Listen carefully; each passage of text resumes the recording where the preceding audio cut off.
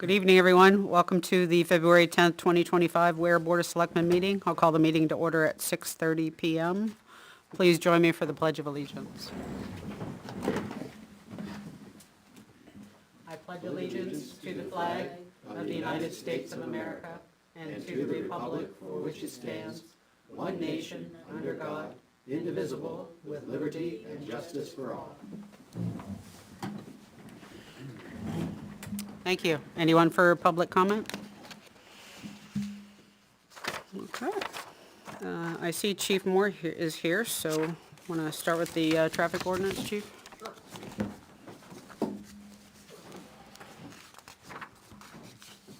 So I already provided you all copies. I also have a couple extra.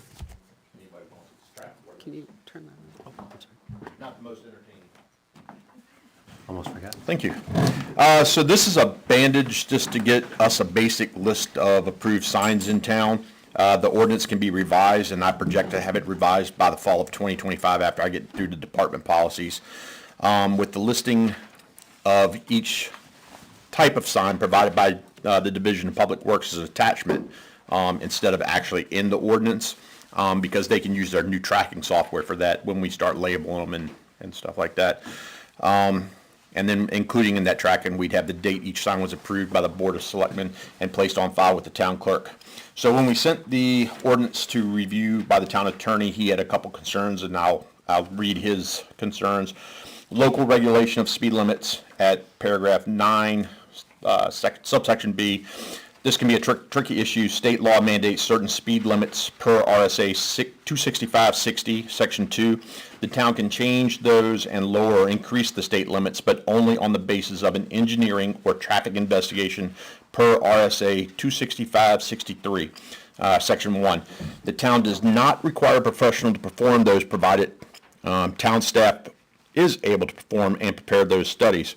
RSA 265-63, section 2-A is, however, even if the ability for the town to alter the state speed limit contains restrictions on how low the town can go, and it referenced that RSA. The town may need to look over the list of speed limits and compare to the above mentioned state law to determine if the newly proposed speed limits are in fact legally possible for the town to enact. So currently on that list in the ordinance, there are 10 speed signs which are definitely out of compliance with RSA 265-63, section 1A through D, because the lowest you can go on a speed is 25 miles per hour, and there are 10 of them below that. We still need to get, we don't want to take them up and put something in place, because you still need a traffic study or an engineering study to determine what it needs to be. So at least there's some regulation. The PD will not enforce those signs until this issue is regulated. What I would suggest, we'll look at them currently to determine if they're on public or private property. If they're on private property, we don't need to do anything. They're not enforceable anyway. If they're on public property, we'll provide that list to the town clerk and town administrator so they can determine if a traffic investigation was completed at the time the limit was raised or lower outside of the statutory limit in accordance with RSA 265-63, and those records are on file to validate the town adopting it. Now, I would guess, since the actual speed signs or any other signs aren't on file, that's not going to be on file either, so that should be a pretty easy study to complete. Just, East Road, we did do from the 114 down and around the curve, so that one was done public hearing, and the same with Ridgeview. But is it backed up by an actual traffic investigation or an engineering study? We had a public hearing to drop it below the minimum. You also have, you have to have more than the public hearing is the second step. You have to initially either do an engineering study or a well, I got this in here. The governing body may request a traffic study, which is typically conducted by the town's police department, the New Hampshire Department of Transportation, or other local agencies. The study assesses traffic volume, road condition, accident history, pedestrian activity, and other safety factors. Now, I've already contacted the New Hampshire Department of Transportation to see, are there actually established parameters on what the traffic study has to include, and if there are policies and procedures for that. Because obviously we would have to determine then if we have anybody certified or needs additional class certification to complete it in-house. If not, we really need to go with the statutory limits, which is 35 miles an hour town-wide, until this gets resolved. We can post a couple signs at the entrances, entrances to town, and everything else really needs to come up to be compliant unless we have the documentation where these steps were completed. Make sense? It does, I just think, they ended up, last I remember, was they were, black on yellow, which is advisory only. Yeah, that's, It was densely yeah, this is only the actual speed limit signs. Advisory's no problem. But, let's see. Once a traffic investigation is defined by policy procedure, the PD may complete a study at each site that we want to go outside of 35 miles an hour to determine if the appropriate speed recommendation and determine an appropriate speed recommendation to provide to the Board of Selectmen. But we might not have the capability to do it because it might need more equipment. If you ever have driven over the little car monitoring software that counts the number of cars, we might be able to do it with our current speed sign. We'll have to see. But we'll have to see what their parameters are. We don't even know where to start with this. Like I said, I reached out to another Christopher Moore there. I just gravitated toward him for some reason. And he put me in contact with his boss, so we're waiting on his boss to get back.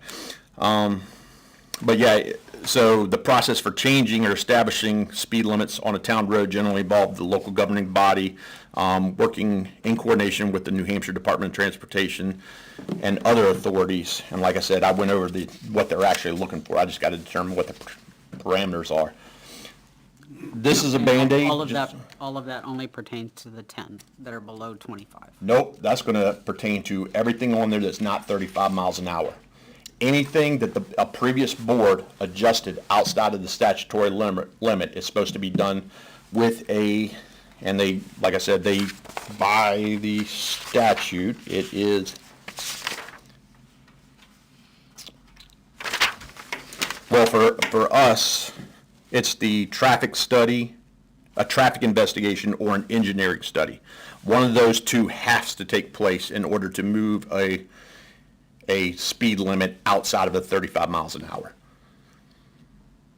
Chris, also just to let you know, Southern Hampshire Planning, if you want a list of traffic counts, that can be done as part of our membership fee, the annual membership fee, but they won't do it this time of year, obviously, for plows. Yep. But if you have a list of roads or intersections that you'd like traffic counted on, they run those traffic counters, and then they'll gather the information and ship it to us. Yeah, they had a PowerPoint for setting state limits. Right. I would imagine we're kind of the same process, But you talked about the counter, so I'm only talking Yep. about the counters Yep, if you which ever is- wanted to. which is going to be one aspect. And then we have the capability to, of course, look at accidents and citations in that area. Traffic volume, I can't imagine would be a problem even with a counter anywhere around here. We just don't have a large traffic volume. Road conditions, that's my biggest worry because we're not trained to assess the engineering portion of road conditions. That's going to have to come from somebody else. What does, based on the curvature of the road or the elevation, incline, decline, actually, how does that relate to what the speed should be? But like I said, the easiest button is a town-wide 35 mile an hour speed limit zone, and then we can go from there and start adjusting with the backing of an engineering study or once we find out the process, an actual police investigation speed study. But it'd have to be one at a time. Make sense? When we talked about this last time, the townwide discussion came up, and I think it's Deering, we were talking about potentially matching, where it's 30, 35 townwide, unless it's a dirt road, and then it was 25. I know Bedford had something posted. I want to say Goffstown has it posted when you enter there, if I'm not mistaken. But there's I know statutory limits for business areas and for rural residential areas. Rural residential is 35, business is 30, as a general rule. So if we posted the 35 town-wide, that applies to everywhere rural residential. And then if we had business areas, we don't have to worry about state roads. They take care of themselves. But anywhere where there's businesses where we wanted to restrict it down to 30, we've already got the signs. That's a very easy process because we're still within the statutory requirements of the RSA. But dirt roads as well, we can't, It depends on what kind of road. If it's a class 6, we don't do anything with those. right. By anything else, any other dirt road that is, I guess under jurisdiction. Yeah, town maintained road. It would have to be 35. Yep, unless there's a study backing, Yeah. reducing or raising the limit approved with the public hearing and then approved by you guys. Yeah, and I guess On record. maybe what I'm getting at is while you're talking to the NHDOT folks, if they say like, oh yeah, this is a pretty standard thing towns do, and that just generally the state accepts that dirt roads have met some engineering requirement at some point, that, you know, Sure. those are lower. 'Cause, I think we'd hear. I haven't think seen we'd hear it anything- Pretty loud if. Yeah, I haven't Dirt seen roads, anything 35. in the actual RSA establishing a limit for dirt road. The only classification I've seen is rural residential at 35. But yeah, I will definitely ask that because you figured that would be an easy button. If it's dirt, you would want to go slower. Yeah, hopefully.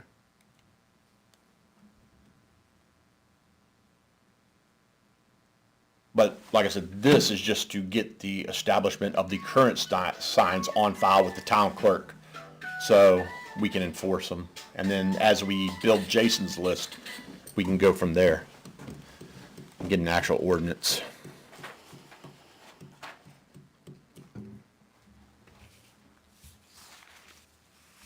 So it sounds like the proposal is this comes out, the table comes out. Nope, that's still in there, because they're posted. We're just not gonna enforce anything we know's outside of RSA, because what I was thinking today, I could take them out of the ordinance, which would then take us to go out there and pull them up, and what if there's an accident? So that's kind of do we really wanna pull up, speed signs that are helping govern traffic, even though they're obviously illegal, until we get a replacement mechanism in place to govern traffic in those areas. The mechanism would be, obviously going with the statute, which is 35 miles an hour if it's rural residential, unless otherwise posted. So I guess we could pull them up. Because then Well, I have to, that I RSA would have to apply. imagine though that some of these, I mean, didn't Probably count private. how many are under 35, but there's, 10. Oh, wait, not, I'm sorry, 35. under 25. yeah. But you Under said, 25 is the only ones I'm really worried about outside of state statute. The remainder, there's probably not gonna be a study justifying moving outside of, but also on the ones that are 30, they might be in business areas, so they're fine. We haven't established that yet. There's a lot of research to do. We just weren't set up Pine very Hill, well. Quaker Street, Law Road, those aren't businesses. No, Maybe Law is, but definitely Pine Hill and Quaker aren't. yeah, when Jason's building his list, I'll get him what we're looking for, residential or business district, so we know what the speed limit has to be, and then we can flag what's inappropriate, not backed by a study. Well, we can see- I'd like to kind of do those two things in parallel. if we Which can, two? is What has been approved before and what was it approved with? What backup did it have? Sure. I don't think there's gonna be anything. I mean, that's just an assumption. Well- If we didn't find a We've list, got to look. sure, no, we're gonna look, but I would assume there's nothing there because there's no list of signs there in the first place. Right, but there might be something. Could be. Yeah, that's one of my check boxes. Okay.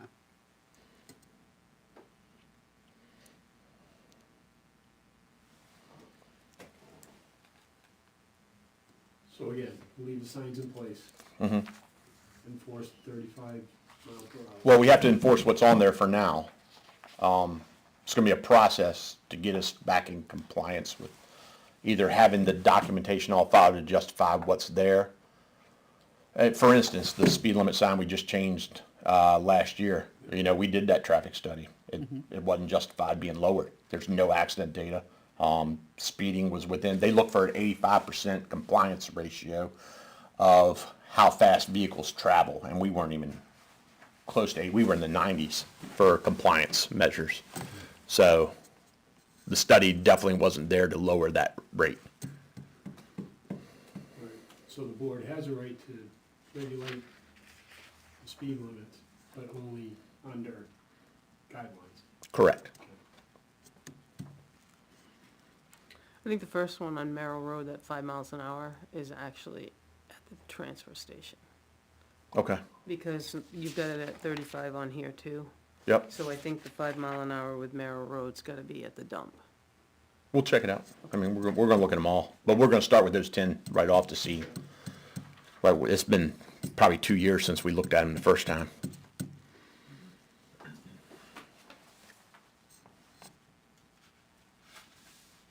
So this gets you a start, then This- you may have to Right. tweak it. This just kind of says, here's what we saw when we went out there.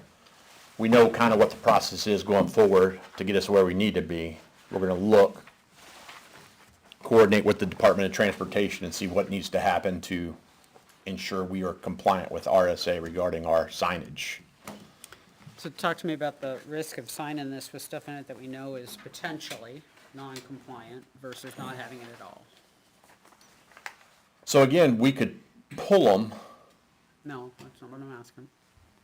Well, no, like I said, we could pull them because they're non-compliant. They're definitely, we know 10 are outside of RSA. We could pull them, and then the state statute governs, which is 35 miles an hour if it's rural residential. So it's not like it's unrestricted. It is in RSA. We just don't have, we wouldn't have it posted anywhere. I'll ask the question again. Not signing this, not having this, or having it and knowing that stuff in it is non-compliant. Talk to We- me about those two separate sets of risks. So you would still want to sign it and have, and establish right now, everything's illegitimate because we couldn't prove anything is valid. There's no record of any Board of Selectmen putting these signs on file. So every sign in the town is illegitimate. This at least gets us a good start of legitimizing what's out there. I believe you're saying that because you haven't looked yet. Looked at what? No, we did look. I went to the clerk. They have nothing regarding a list of They signs. should have at least one, because we did one. Right, when we started this 2 years ago, they had nothing. Okay.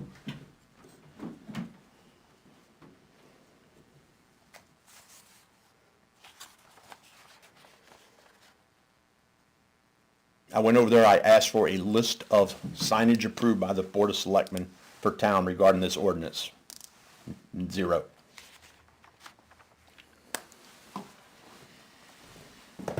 So again, these signs are up, Yes. they're enforceable. No, well, we enforce them. We would lose if challenged in court because there's no record of a board approving them that we can find, which should be registered at the town clerk's office.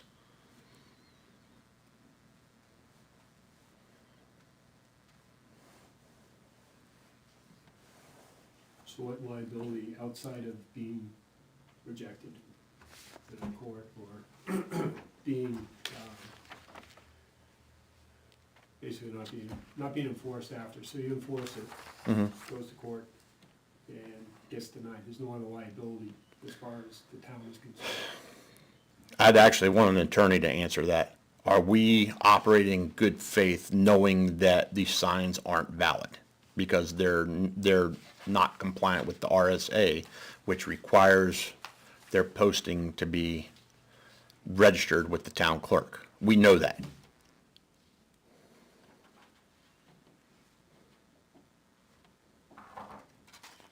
And if we're not, That's not as of some date, like when the RSA was put into effect. Like, is there any form of grandfathering here? I think once we became aware, we're no longer grandfathered. Oh, sure, but if the speed limit was from, I don't know, the thirties, before the RSA, when the RSA went into effect, does that replace a sub-35 speed limit? How would we ever know when it was approved to be Well, grandfathered? that's part of the problem. Right. And part of my concern, and I guess I'm also a little bit concerned about signing it, or if we were to say, oh, we're gonna pull some of these, if we were then to find out, actually, yeah, you know, Peasley was okayed at 20, but now we can't actually ever do that again, because the RSA says can't go below 25. Like, well, we messed up then by backing out of it. Well, the option is not having anything approved or having a starting list of what's approved. Yeah, I guess I mean like right this second, so versus collect a little more info. Yeah, I'd like to digest the information that was sent to you by the lawyer. Okay, I'm thinking that I don't want to sign it today. okay.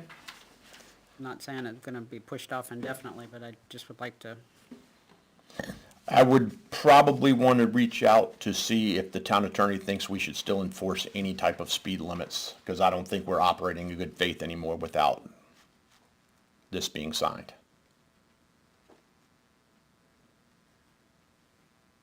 can you read me what he sent you again, Yep. please? And I'll read it verbatim this time. Local regulation of speed limits at paragraph 9, subsection B. This can be a tricky issue. State law mandates certain speed limits per RSA 265-60, section 2.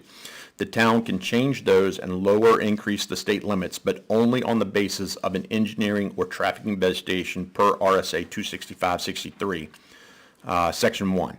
The town does not require a professional to perform those provided the town staff is able to perform and prepare those studies. RSA 265-63, section 2-A. However, even the ability for the town to alter the state speed limit contains restrictions on how low the town can go. See RSA 265-63, section 1A through D. The town may need to look over the list of speed limits and compare the above-mentioned state law to determine if the newly proposed speed limits are in fact legally possible for the towns to enact. And those are the 10 I'm talking about that are definitely outside the limit. The rest is going to take research. Okay. Does he mention anything about RSA 4111? Nope, that's just the section I copied. What's 4111? That's the one that we used when we went over the Yep. Flanders, I believe. Correct, yeah, that gives you the authority. Right. But then this is all the process of raising or lowering limits.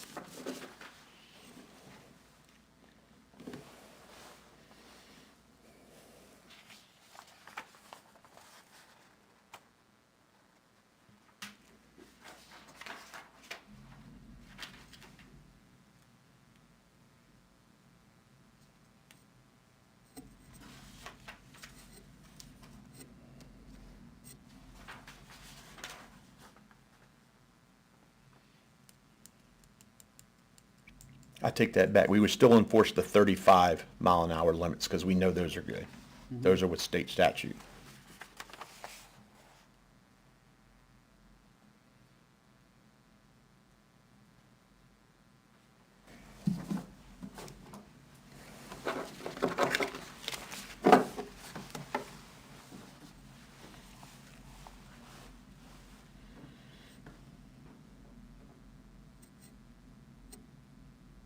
So given River Road is the only one above 35, what would you do on River Road?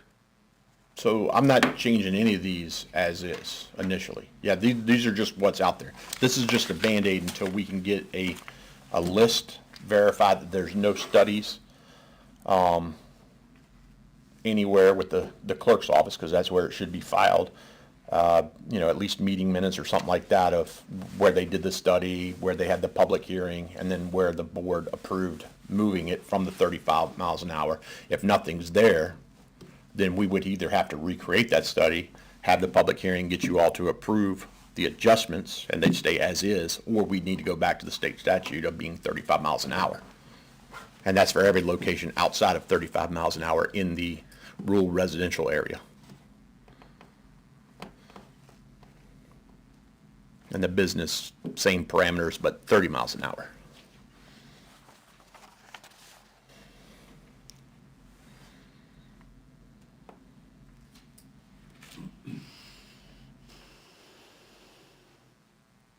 Well, how long is it gonna take to do all those studies? We don't know what the parameter is.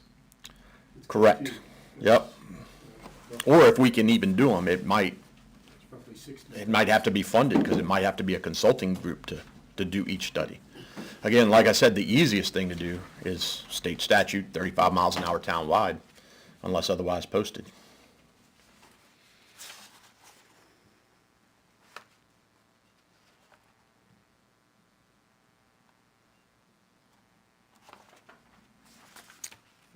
I'm familiar with Woodbury Road being posted at 30, and there's a section on it that's actually posted at 15.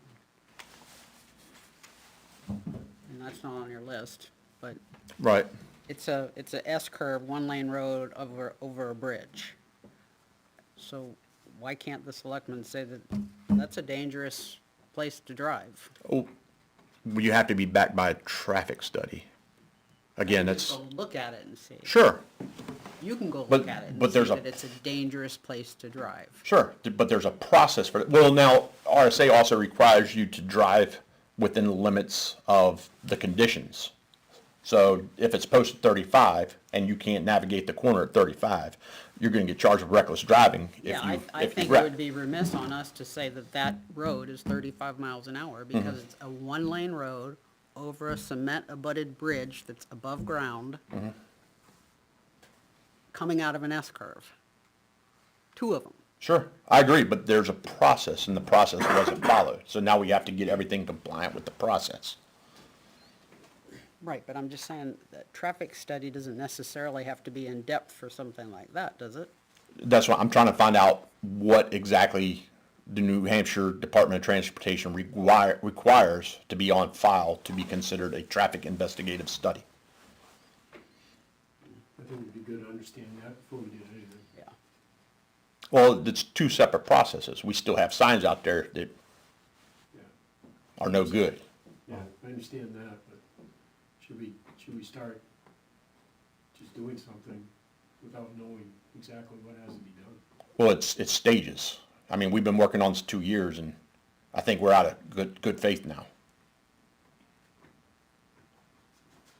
We've had the town attorney weigh in on it. The only issues he had with the actual ordinance itself were the 10 on there that were outside of state statute. And then, I had explained our grid coordinates on there rather than 50 feet from such and such an intersection. That's because it correlates to our map. But when we do Jason's study, we can do the 50 feet from intersection, so it's much easier to read. So why is it not a concern? Which part? Those that are 50 under 35. Yeah, there's 56 either under or over, outside of the 10, there's another 56 under or over 35. So why isn't there a concern about that? Well, they're not outside of statute, but there's just no documentation where they've been approved by a board of selectmen, registered with the town clerk, which is required by the RSA. And to do that, you have to have, there's the process to do that, which means the process was never followed. So if we left the signs, I'm assuming if we left the signs and only acted on 35 miles an hour, then I'm assuming it'd be okay. There's no issue for pulling people over at that point. I'll probably have to do some research on that. No, but you might have an issue with the residents calling saying it's posted at 25 or 30 on my road and people keep going 35 and you're not doing anything about it. No, I'd explain it to them. I have no problem doing that.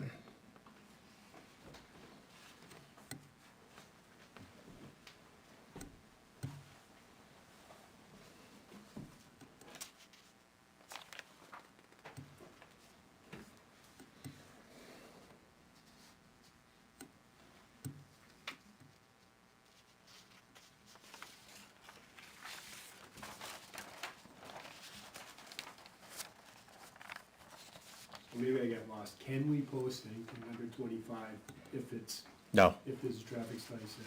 Okay, that should all just be cautionary. yes, advisory. That's where you use the yellow signs.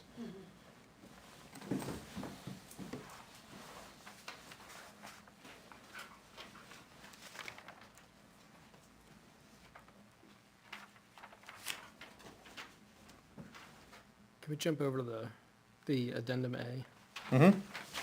The last three on paragraph 9, I thought we were not doing that. Class 3, paragraph 9.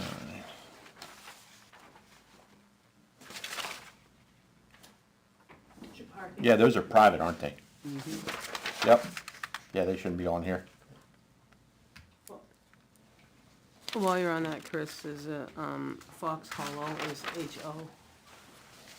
Hallow. Is that on the amendment? It's on addendum A. It's Fox Hollow, both first column and second half column. Okay. And then Lindsay Lane on the second column is with a Y. And which one? Lindsay Lane, you've got it spelled in the left-hand column, but the middle column, you have it spelled with an I, you need a Y. Oh, yeah. That's it. Thank you.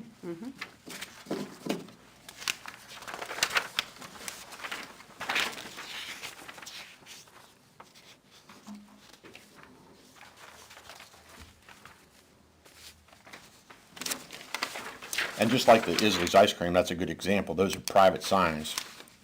Some of these might be private signs too. What they did at my old town is they have an official city seal sticker that they affix to the back of approved signs, so we know they're legitimate signs. We don't have anything like that. We would have a list. Starting with a list. We would have a list at that point, so we wouldn't need it. Small town. A lot more signs where I come from.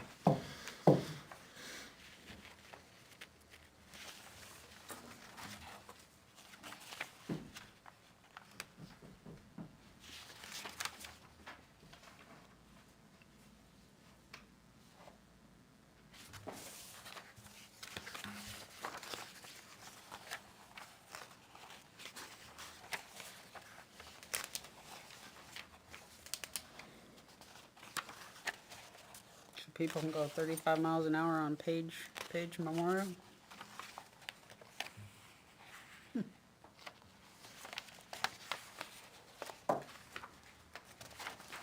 That seems safe.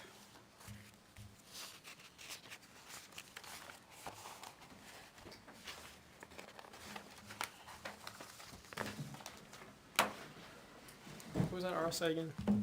Which one? 265. For what? For which part? Because there's a bunch of them that govern different stuff. What are you trying to do?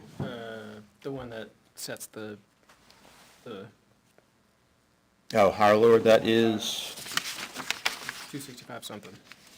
63, section 1, A through D. That's on how low you can go, is what you're looking for? Yep. Yeah, it's, no, that's wrong. I'm still hung up on grandfathering stuff, so I'm curious when that went into effect.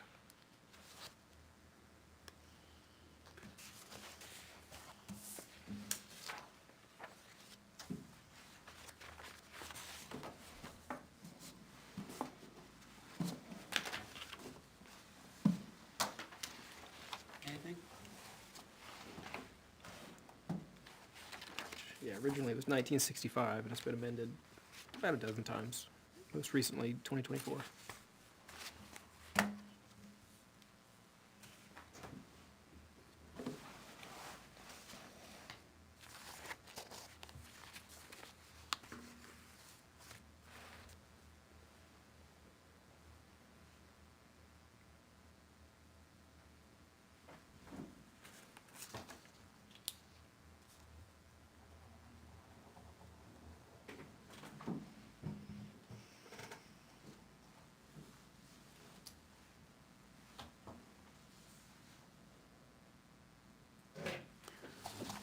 So what are we doing? You gotta send us the information you get from the lawyer, so we can look at that I can. and digest it a little bit more. And you, Which part are you looking for a lawyer, whether it's good faith or not? yeah, pretty It's much, feedback. pretty much what you read tonight.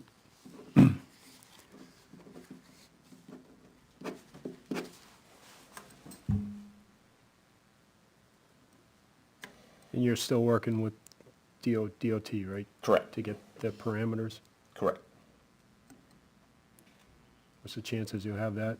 Well, it'll be 2 weeks, so we're off next week. I would say pretty good. He was pretty quick to get back to me when I started asking him questions. Nice to have that in hand as well. Yeah, so if you do get that before next meeting, if you could send that all on. Anything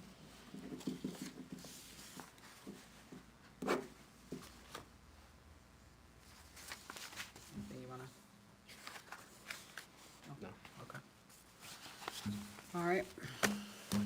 So we're Kicking the moving can. him to 2 weeks? Yep.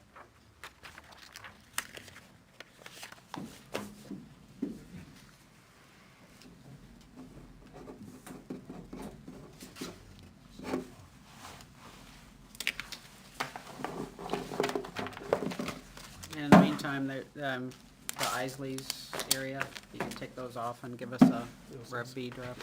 Yep. Ilsley's. Ilsley's. Yep. Apologize. There was an ice cream shop where I grew up called Isley's. So I apologize. I get that incorrect all the It- time here. Took me, what, 6 months to learn how to say where instead of we are. So, I get it. No. Ilsley's. Take them off the draft that you've got and give us a Rev B draft. Yep.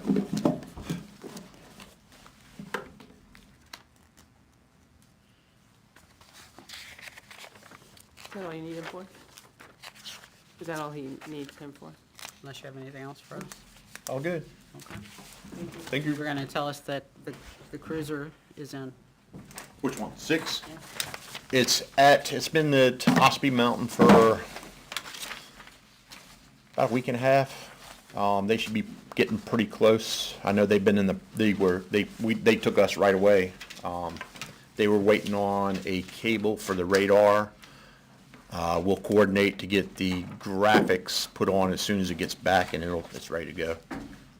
We will get refunded some more money from Primex regarding it, because they'll pay towing and to strip the old cruiser and install the new equipment, plus any parts wasn't included in the initial offer. That was just for the vehicle itself. Okay. So we've still got roughly 7,000 coming from Primex regarding the accident. Very good. And you mentioned earlier that the graphics are not, they are colored. Yes, are colored. Thank you. Appreciate your time this evening. You're welcome.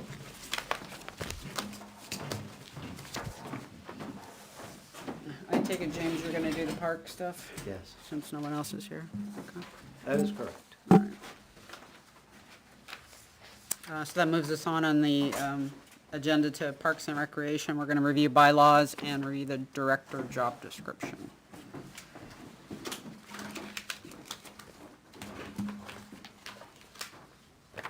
Which one do you want to do first? It's up to you. Let's take a look at the bylaws then. Okay.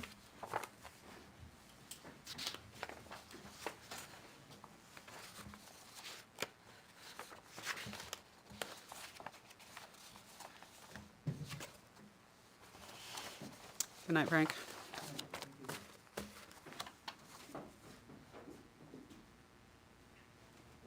Do you want to overview anything, or you just want us to start talking? Sorry,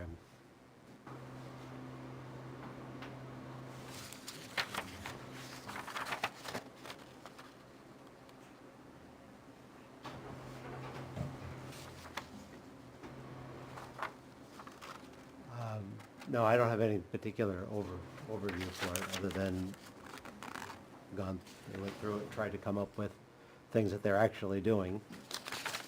And my recollection is that they could never find initial bylaws of any complete set. That is- So this is basically a bottoms-up, not an amendment, correct? Yes. Okay. All right. Section 1 then. Two things, yes, subsection B, it says the vote would be attached for reference, and at least in this version, it's not yet attached, so I would like to see that included. Oh, I wasn't sure if that meant the vote was attached or 35B was attached. If it was 35B, I don't think we should attach it, because then anytime 35B updates, this becomes obsolete. Right, I took that to mean the actual record of the vote. Yeah, I wasn't sure. So, And then section C says Woods Tennis Court. I believe that should be Hoods.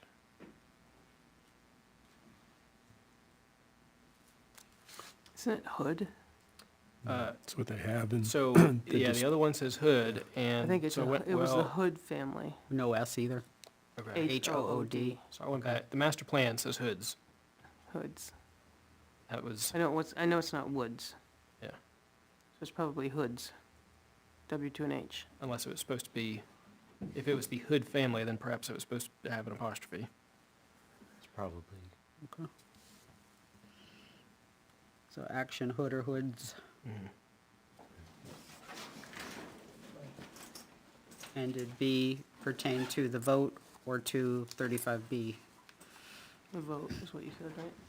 That's what we think it is. Well, I don't know. James didn't answer us, Oh, so we're speculating, but we don't know the right answer. I guess it's a great question. I don't have Okay. that answer. I would assume it would be a vote, but I will come back and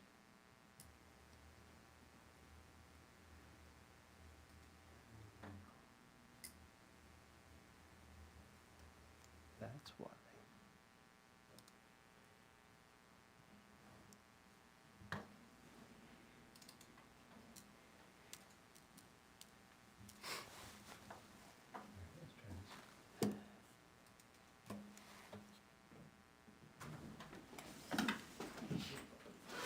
All the things.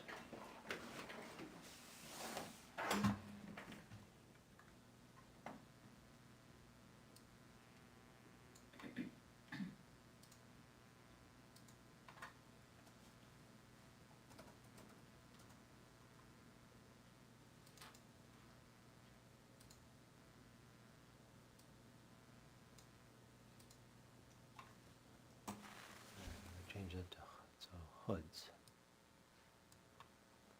And it's probably an S or apostrophe S. Probably.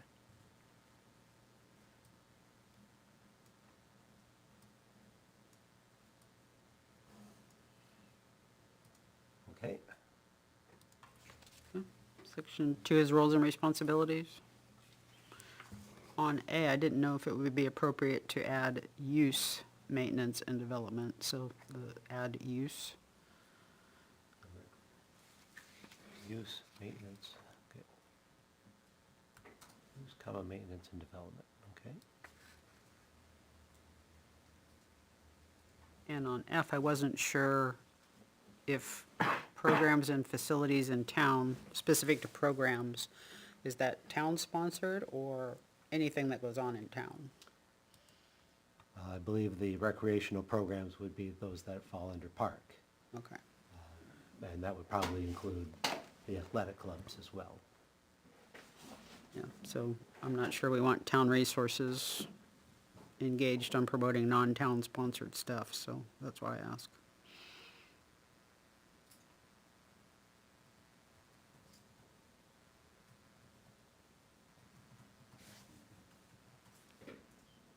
So do you think that needs to be corrected of, I think it requires some clarification at a minimum.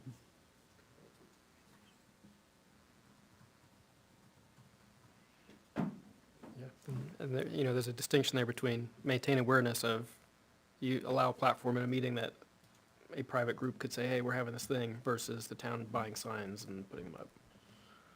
Yeah. But if we're asking a resource that the town is paying to go out Yeah. and No, for maintain sure. awareness of everything that's going on in the town, regardless of the source of that, Yeah. that's a different, we're paying them money to do that. Yeah. So it's not just, hey, I'm coming in here as a private entity to Especially say with something. with the expansion of the director role. Right, That would be a slippery slope. yeah.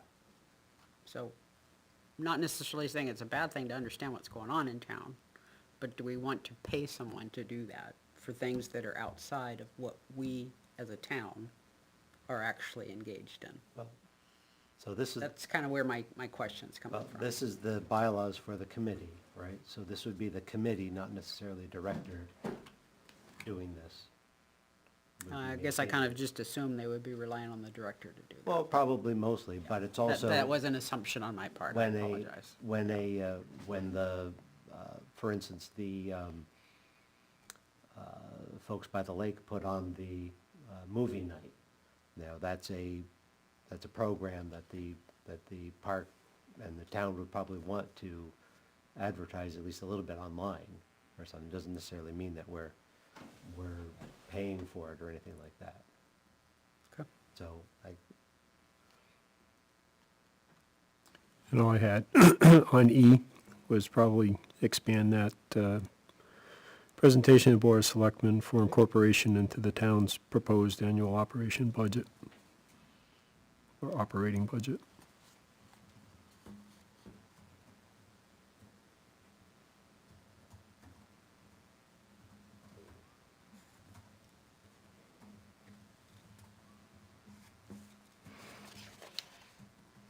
all right, so that would be, we're just adding on for inclusion in the town's proposed operational budget. Yes.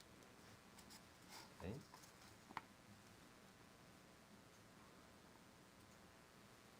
Anything else in 2? A little nitpicky, but since it's covered in section 1, if you were to read only section 2, it doesn't actually say anything about, like, operating any of the parks and facilities and whatnot. That's about, planning and making the rules and fundraising and whatnot and the budgeting. So I thought maybe even as a very first one, almost a recap of 1C, manage and oversee the park and recreation facilities listed in section 1.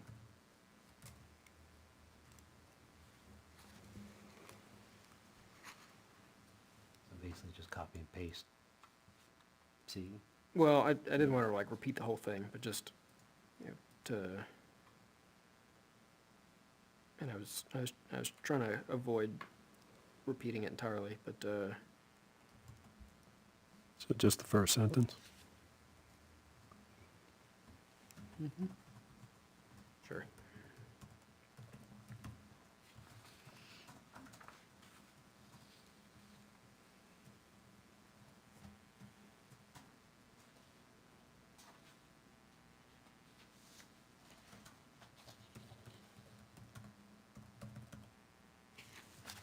All right, so we just. Future. All right, so manage and oversee the operation and maintenance of the town's current and future recreational and park facilities. Just catching my own typos as I do that. All right, so do you still think the maintain awareness needs a little clarification?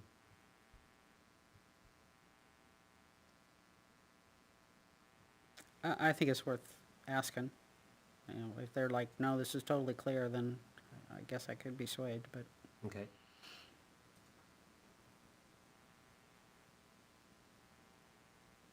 anything else in 2? Nope. Section 3?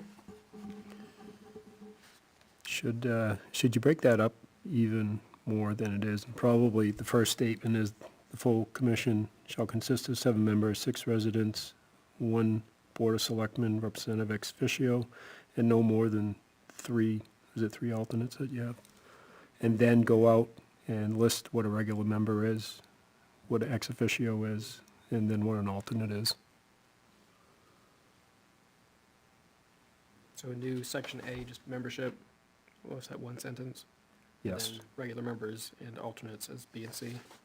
And ex officio, I think is what, Yeah, so then you have 3, 3 sub-bullets there. Sure, okay. But 5 talks about regular and alternate.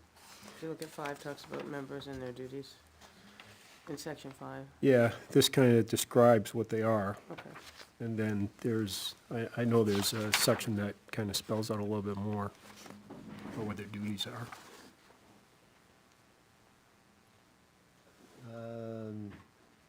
Okay, so under members in terms of office, you have a section, you want to have like just a, Then you just pull the first sentence out of regular members and have that as your statement, and then you'll have your, basically definitions, A, B, and C. At the same time, I was gonna ask for an edit in that first sentence, to add it. It says a full commission shall consist of 7 members, and it's a comma. I think that should be a colon, otherwise it looks like 7 members Right. and 6 residents and an ex officio. All right. Let's try that again. All right, shall consist of 7 members, Colon. colon. 6.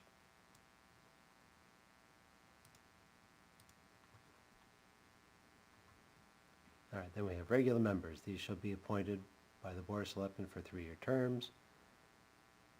Appointment members shall conform to the RSA. And then we start a new point for the ex officio. Mhm. And then we have the alternates. Yes. And my question on alternate had to do with the quantity. This is a board that more hands are better in many regards, so do you really want to limit to 3? I mean, you could make it up to 5 or 7, not necessarily have to have that many, but at some point, you might want that many.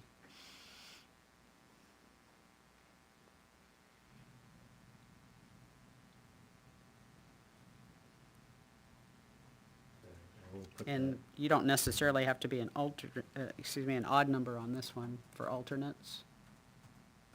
Because you're not trying to, make sure you don't have a tie vote or anything. So it could be an even number. of alternates. Or was there a reason why Why was 3 was selected? Do you know? I think it was just going over, looking at what other boards have and what other parks. Basically just boilerplate. Yeah, I think generically, most of our boards, committees, and commissions, the number of alternates is probably close to the number of members. They might not all be staffed or filled, but I think we have that ability to put that many number in. Again, I know it's a commission that more hands are better on, because it's a lot of moving parts. So that's the reason for my question. I will put a note in there. It reminds me of, so like the planning board statutory ex officio language says, the only alternate for an ex officio can be an alternate ex officio. So would some similar language be reasonable here? If the ex officio is not present, then that seat can't be filled unless by an alternate chosen by the Board of Selectmen. Would that go under the ex officio or under Yeah. alternates? I would change the order, regular members, alternates, ex officio, and put it in the same ex officio paragraph. So people already, at that point, know what alternates are. Okay.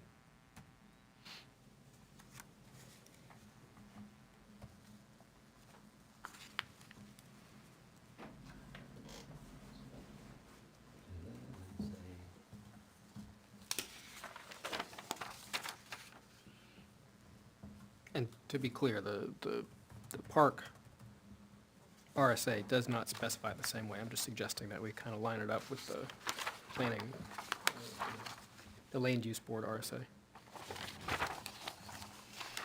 I don't believe there's anything in the RSA that prohibits us from doing that, so No, I I think agree. it's just a good practice.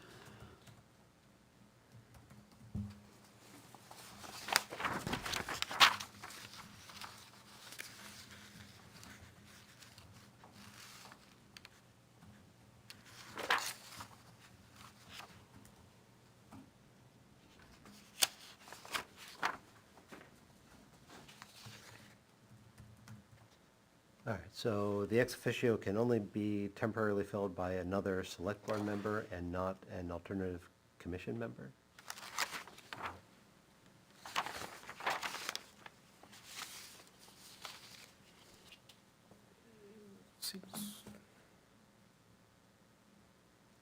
Seems right. Might be worth just checking the land use board language. Yeah, while you're pulling that up, can we move on to 4?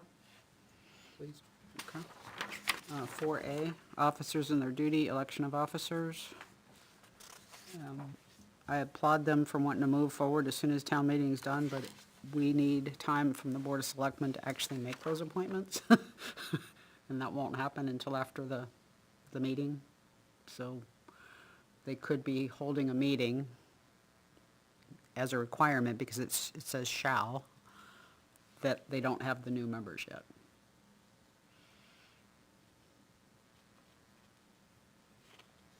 Now, And does our policy have a deadline? no. Okay. No. Now, I believe they'd probably still have a quorum and be able to do that, but it would just negate anybody new coming in being able to hold an officer position.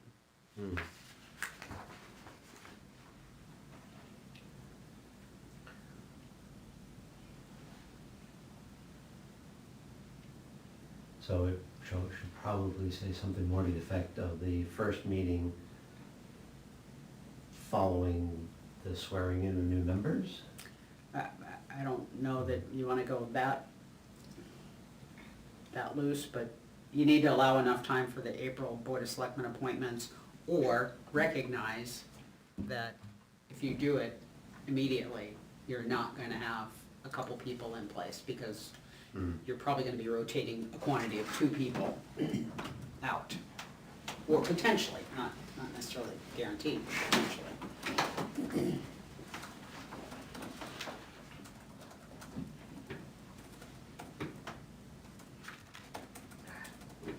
I don't know if you wanna take most of that out of there and just say it'll happen at the annual meeting, cause you got annual meeting in the back that kinda describes that that's gonna take place. Okay. That might be a good thing to do. So just, Yeah, this vote shall occur at the annual meeting.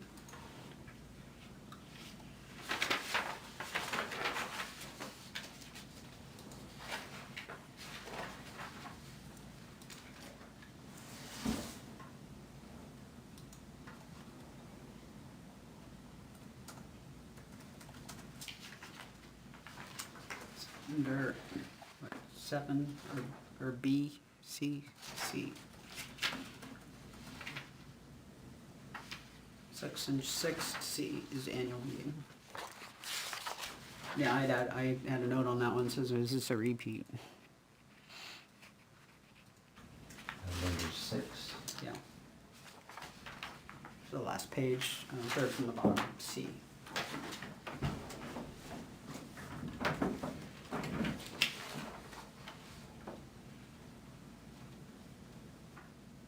I'm not finding the RSA I'm looking for, so we could just take it out too.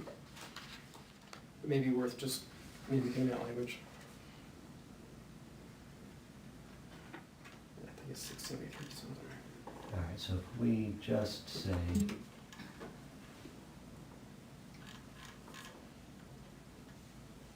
under officers, so section 4A, election of officers, leave it in there, this vote shall occur at the annual meeting. Yep.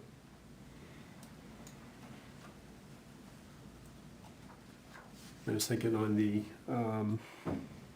yeah, and any officer may be eligible for re-election. I think maybe change that to the term of each officer shall be 1 year, after which they may be eligible for any of the officers' positions in the following year while serving on the commission.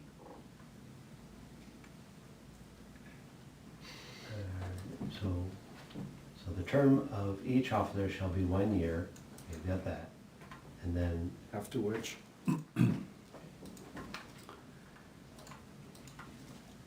they may be eligible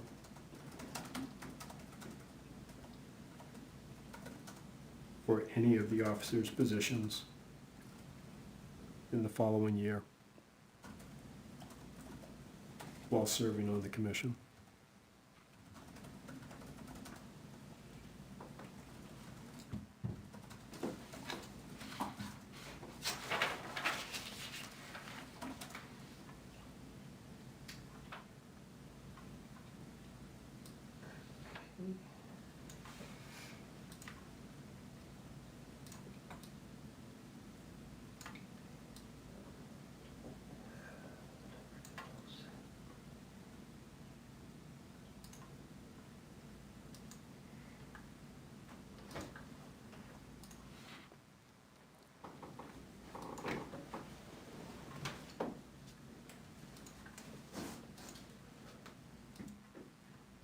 Okay.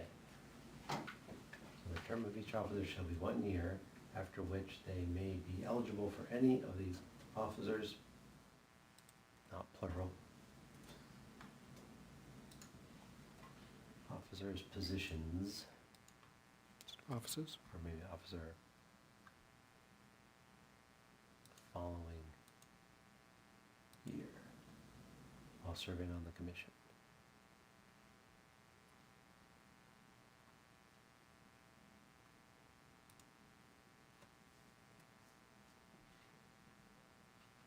Okay, I did find what I was looking for.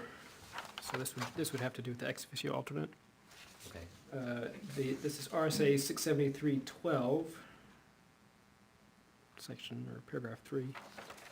It says, if the vacancy is for an ex officio member, the chairperson may only designate the person who has been appointed to serve as the alternate for the ex officio member.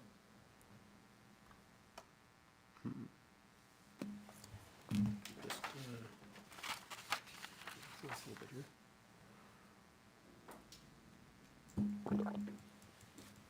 So, one person in particular. Right. So that's like, I'm the ex officio for planning, Janice is the ex officio alternate for planning. Like, that's it. So when I'm not there, she's the only person that can be appointed as an alternate to that spot on planning. All right, so it's still gonna be a select board member, it just needs to be the alternate. Right. Yep. Okay.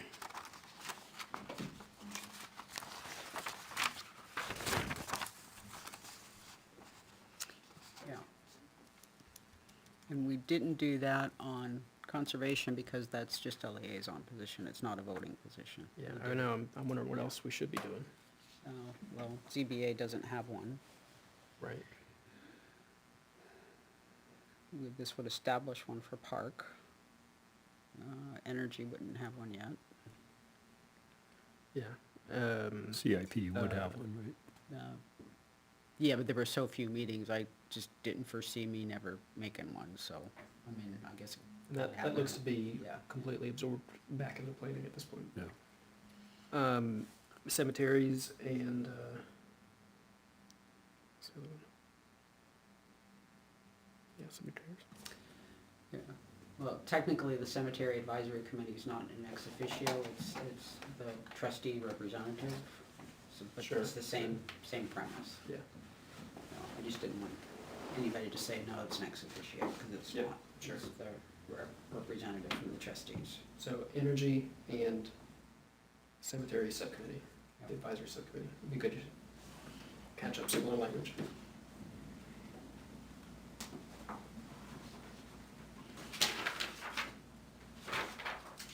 Okay, got that. All right, so then we were on 4, section A, we just finished that.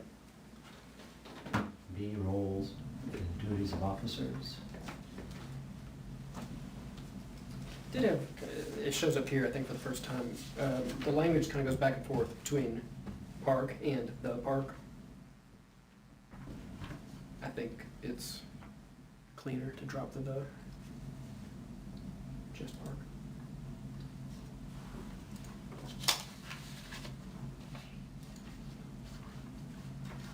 Okay. That's showing up under chair, almost Yep. dead center of the paragraph, Yep, I found that one.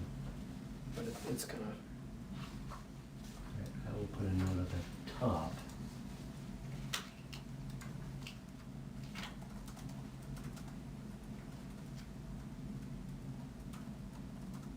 Yeah, an alternate would be just to say the commission. sure. There's less letters in park. Yeah, and they said in section B, or, first section, second paragraph, that it will be returned hereinafter as park.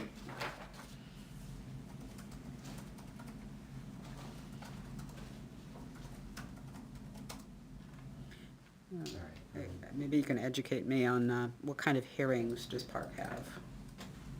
It says the chair shall preside at all meetings and hearings. What kind of hearings do they have? I doubt we have any. So I wasn't aware of any legal, is it kind of as a not kinda, it does have a legal connotation.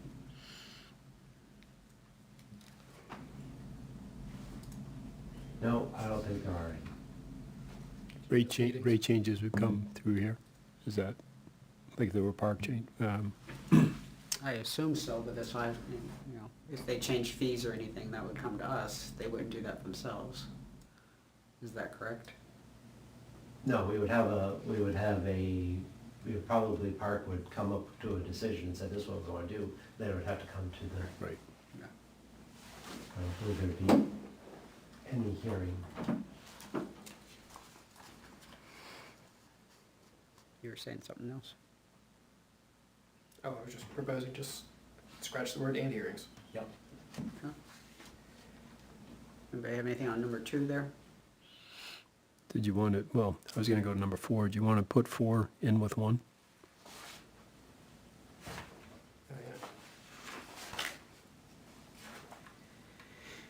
I guess the idea there is that they've defined the roles, chair, vice chair, secretary, and now any of them may be called upon. Okay, yeah.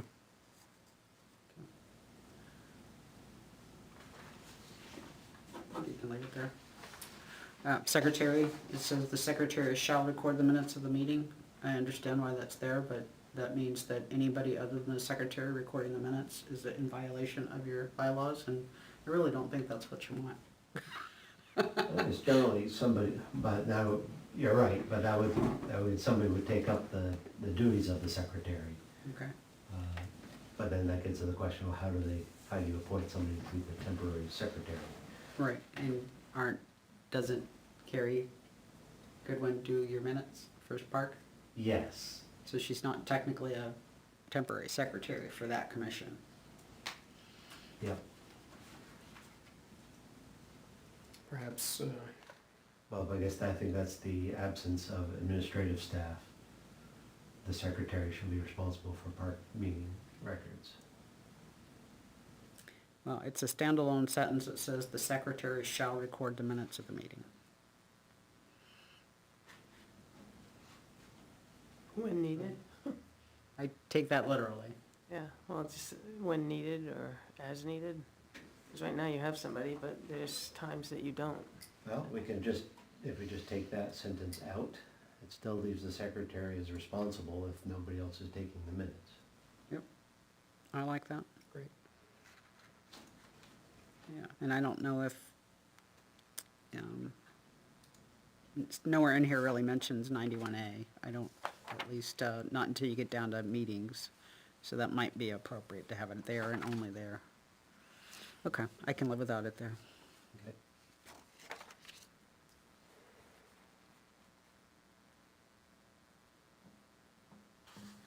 Okay. So my first question under C1 is, it says as a town employee. Is that how we've been referring to stipend positions? I understand they're on our payroll, but that infers benefits and things to me that are not part of this the director position.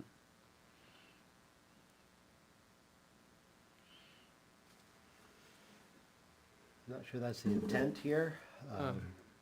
Sorry. You know, they ha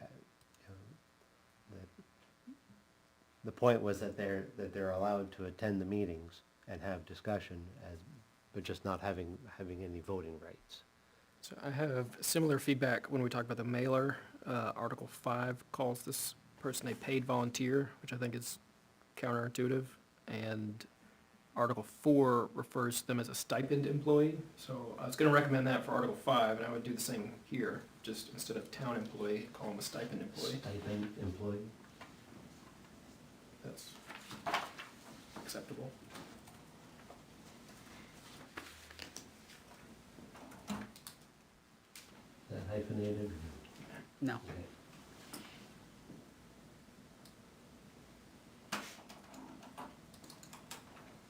Okay. Anybody else have anything else in C? Yes. Except the last sentence of number 1 there, except when matters of the director's employment, that should be possessive apostrophe. Okay.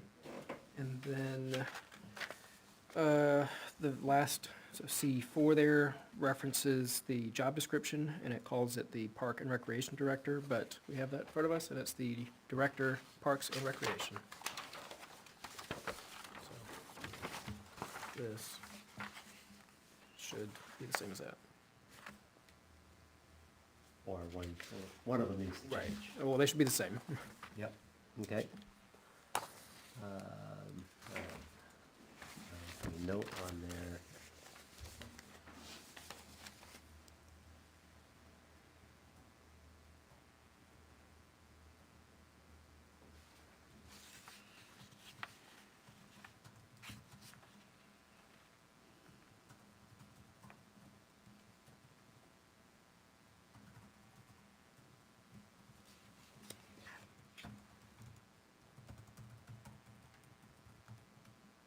Doesn't really matter which way, we will just.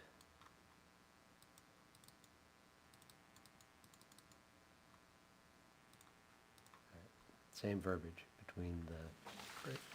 two documents. There were 3 more instances of the park. I have a note to go through and find all those. Great. Okay.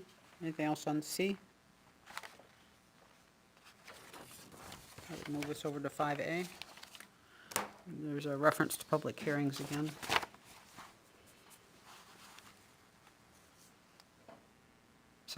Second line. Fourth word. Here, though, if there's a public hearing regarding park at the select board, then we'd want somebody to attend that. Okay?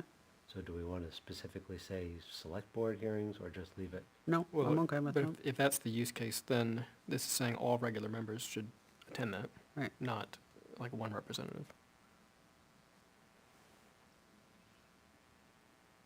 Okay, yep. Yeah, I mean, if your expectation is that they all come, I'm fine with that. I was just concerned that it might be public hearings of park. As we've It established a few is- minutes ago that there aren't any. It is technically ambiguous, I think, here, so I will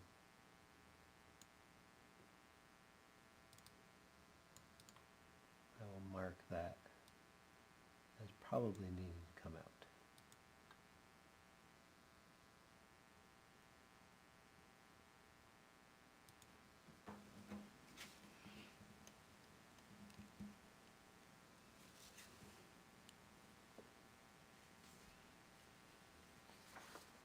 Okay, In under 1A1, if a member chooses to step down from the park for a particular agenda item, usually we use the term recuse, but I don't know if you want to adopt that language or not. no, I think that it would be better.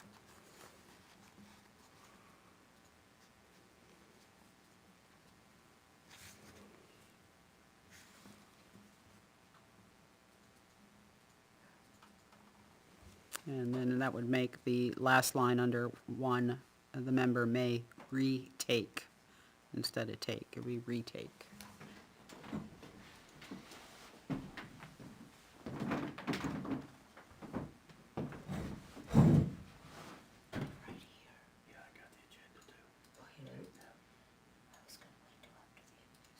Okay, I was gonna say, after replacing the alternate member on the, in A, at the last sentence, rather have, and the appointed alternate shall relinquish the seat.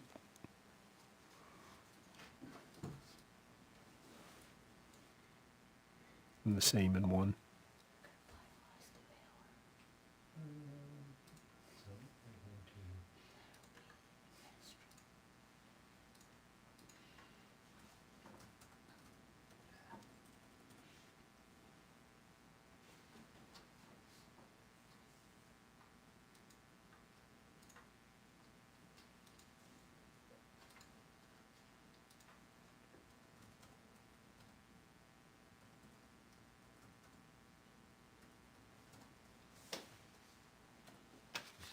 You said relinquish, Yes.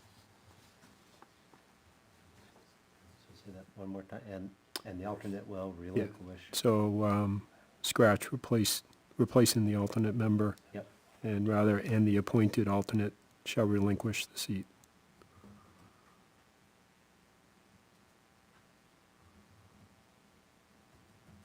Appointed alternate shall.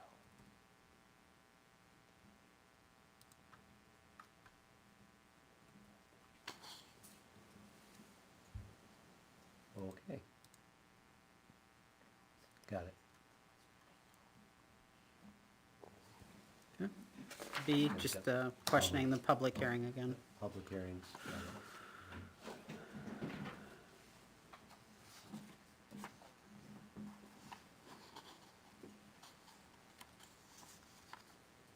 Okay.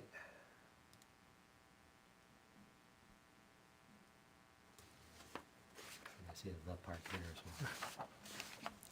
Make that more consistent.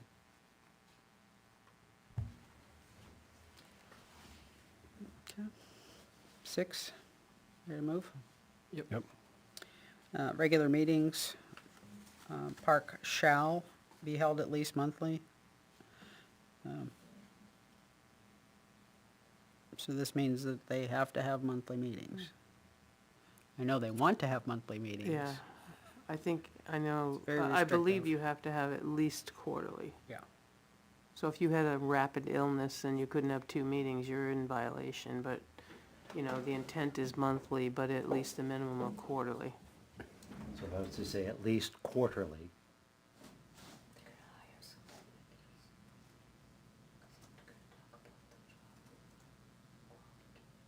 Say at least quarterly and usually monthly? Or will be held will be held monthly, or at At least the least quarterly. At least quarterly, but usually monthly? But yeah, that sounds I good. like that.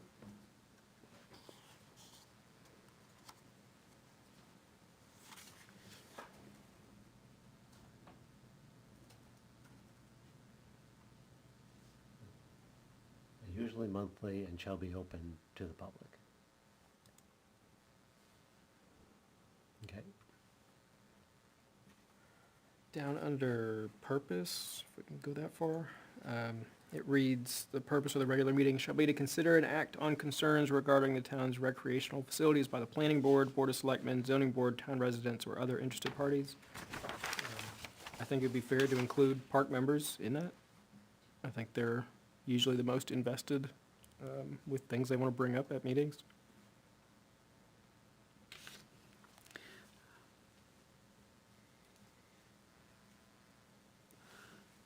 This makes it sound like, though, the purpose of the meeting is only to address concerns. Yeah. So that- you wouldn't be doing any planning, you wouldn't be doing any future, future looks. You can only address concerns at your meetings. Yeah, that captures, maybe, I think it better captures what was bugging me about it. It's like, what about the other stuff? And that's, to me, those are the things park members usually are interested in doing. But you're right, that, there are a lot more than just concerns to be done. Right. Isn't that their work session? In B?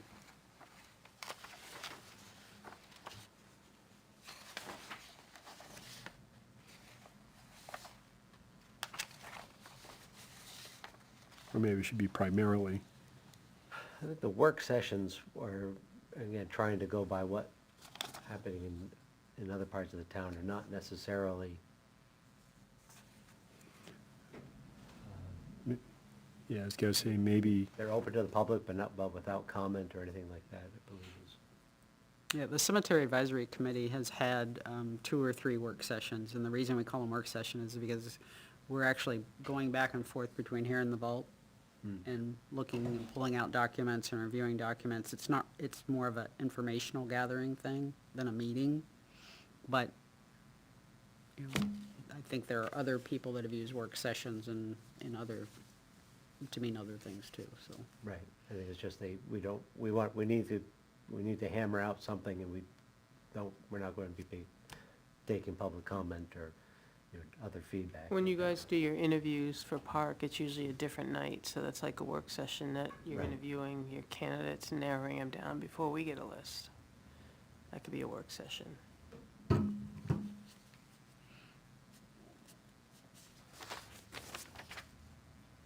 maybe you put the purpose of the regular meeting will mainly be to consider and act on concerns.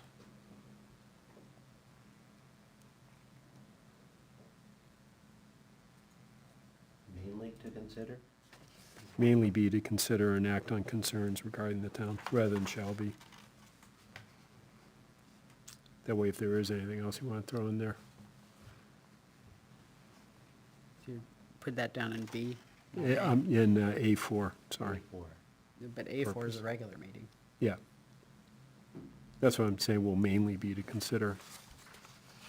You don't pigeonhole yourself.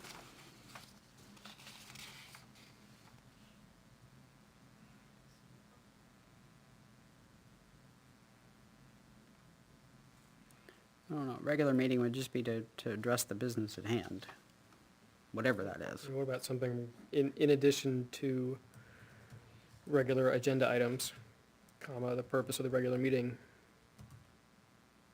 shall include considering and acting on concerns, et cetera, et cetera.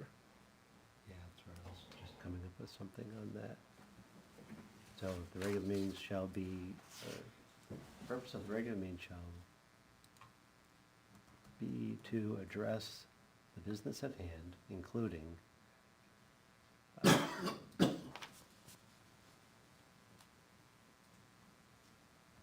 considering and acting Thank you. on concerns regarding the town recreational facilities by the planning board, board of selectmen, zoning. Is it concerns or requests? Because you guys get some requests sometimes to use field. So it's not a concern, but it's a request for usage.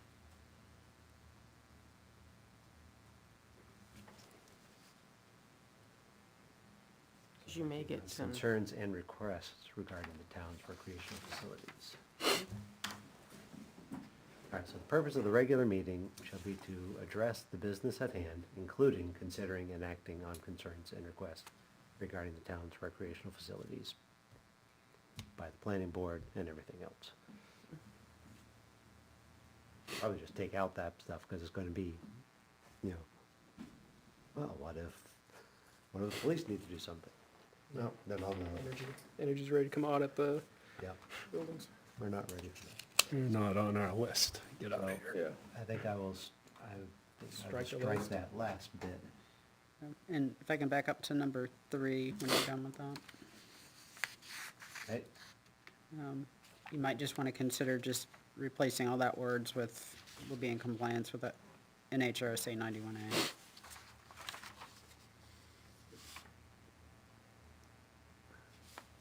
The entire paragraph. all right, so if I just remove everything and say minutes of, Meeting minutes.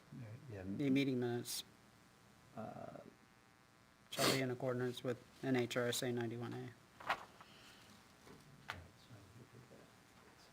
And that way, if anything ever changes in 91A, you don't have to change this. That captures non-public where this doesn't as well. Right.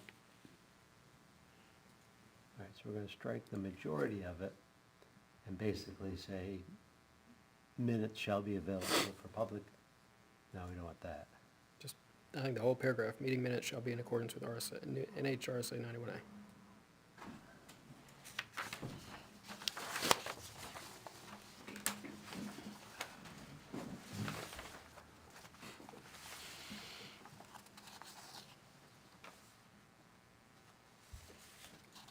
Order of business for regular meetings, number 5.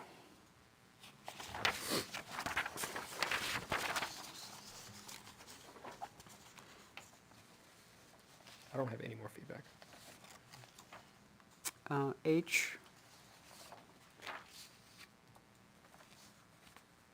So if they ever wanted to start at 6:30, they can't do it? They want to go to 10:15, they can't do it? That'd be nice.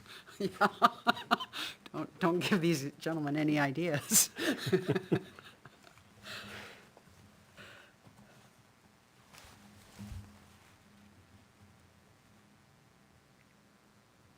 I mean, you could get 7 people on that board that are night owls and they don't want to meet till 8 o'clock and go till 11. It could happen.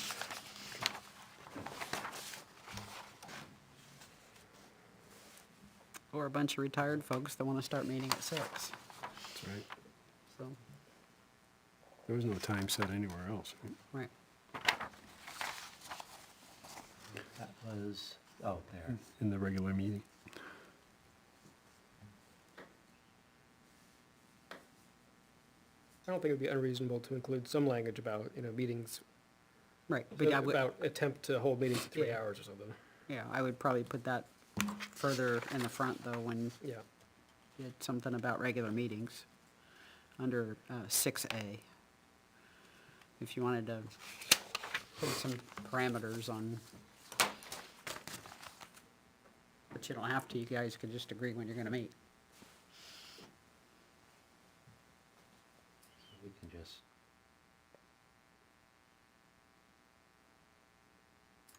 change that. Or just get rid of the time frame.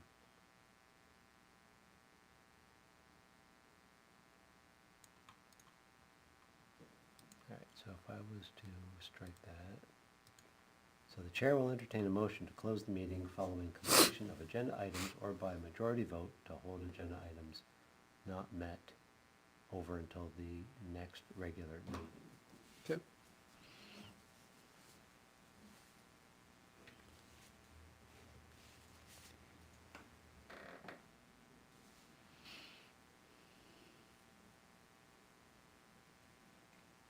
Comma, not met, comma. Or no comma.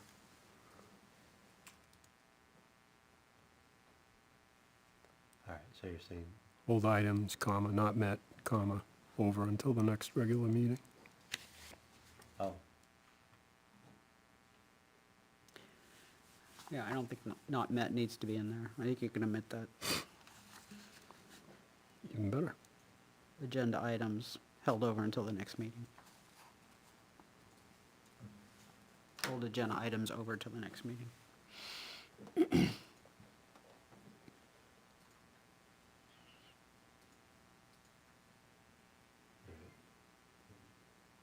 by majority vote to hold agenda items over until the next regular meeting. Now, it does restrict them, because I've seen it before where, hey, they have a meeting, but then they're about to have the meeting, like, to hire folks, and they'll, start something at the one regular meeting and then finish it at what would not actually be a regular meeting.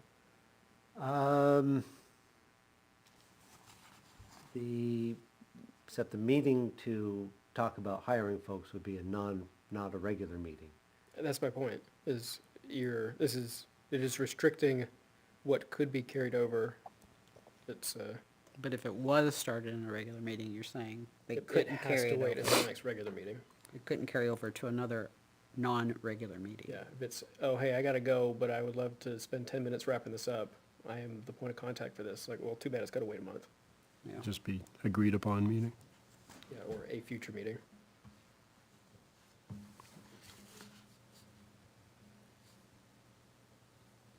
Because likewise, it may be, you may table it for 2 months until somebody goes out and gets a bunch of quotes or something. So, yeah, I would propose changing until the next regular meeting to until a future meeting. Right through that.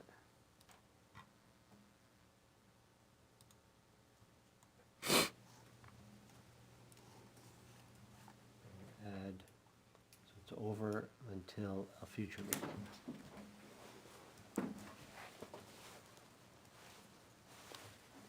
Okay,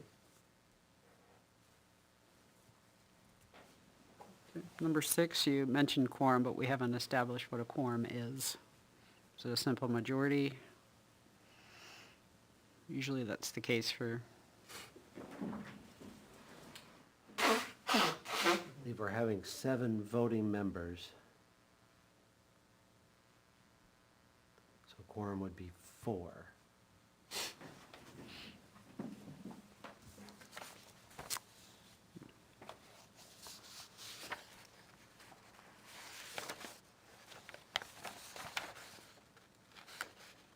It is, that's right there.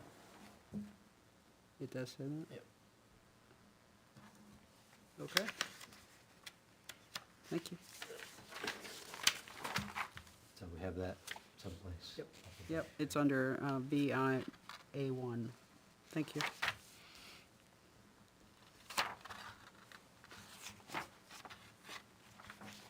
Okay. And then it goes into detail about vote counts, and the minutes of the meeting shall indicate members by name that are in favor, opposed, or abstaining if the vote count is not unanimous.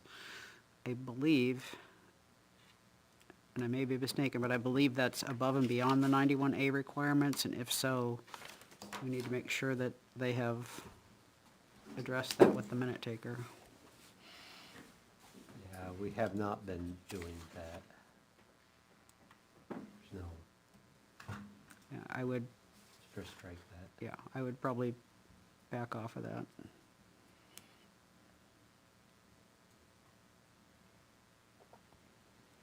What was that, the naming of the favor and opposed? Yeah, Yeah. I think what we were going to do is what we've been doing here, is just putting in the count. yeah, I believe the only time that you have to put down names is when you're required to take a roll call vote. Yeah. And I can't imagine anything you guys would do that would require a roll call vote. Going into non-public. Right. Other than that, yeah. But that's in 91A. Sure.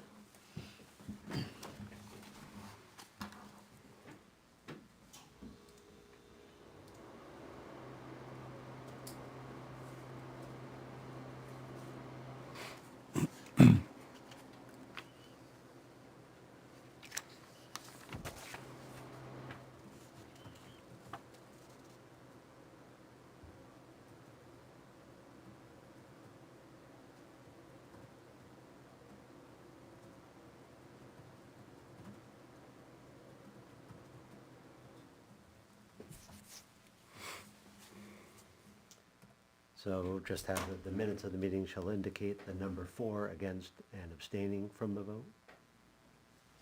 Mhm.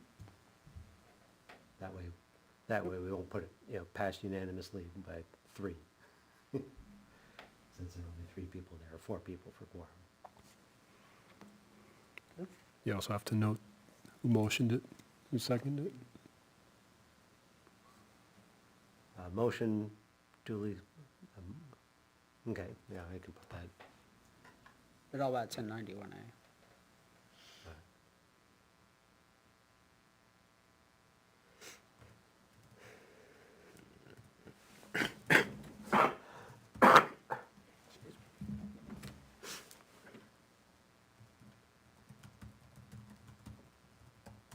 So it's just the vote is recorded per 91A.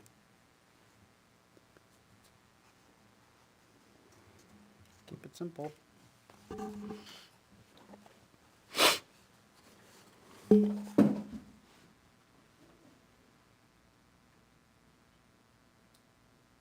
Oh, so to say the vote will be.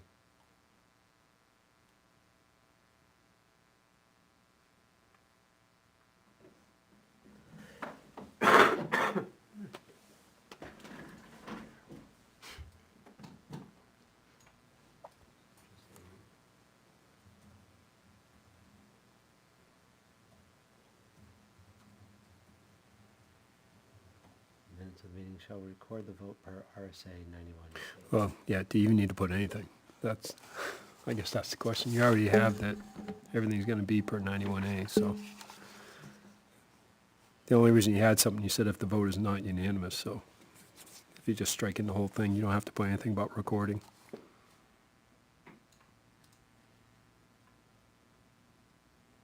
Oh.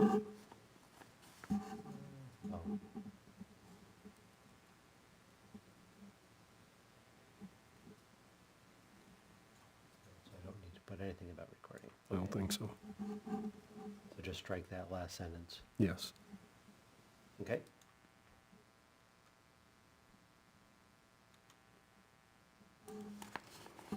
Seven?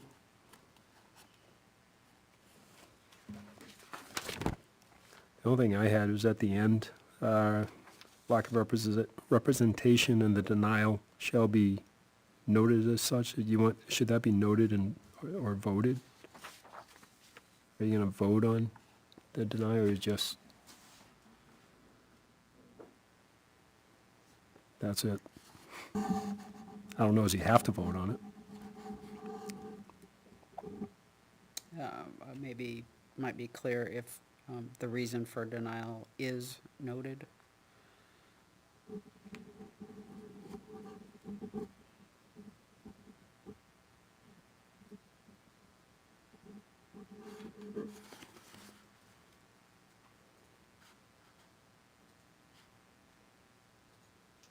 Strike shall be and just say is noted.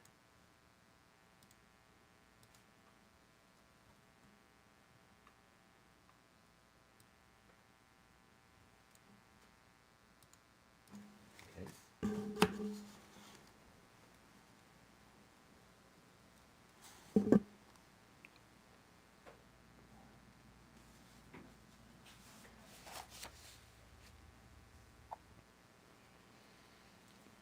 Yeah, work session says the word hearing in it again, so is it appropriate there? Probably not.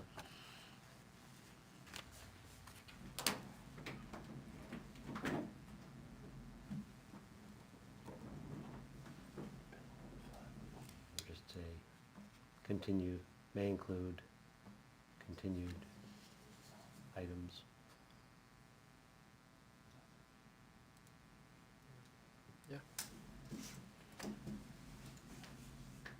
And I think we already talked about the annual meeting. Do we need to rehash anything for C?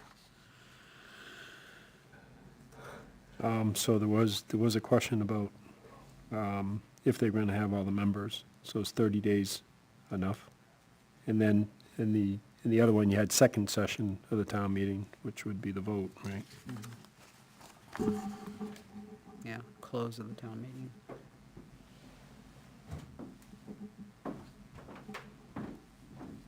So is 30 days adequate?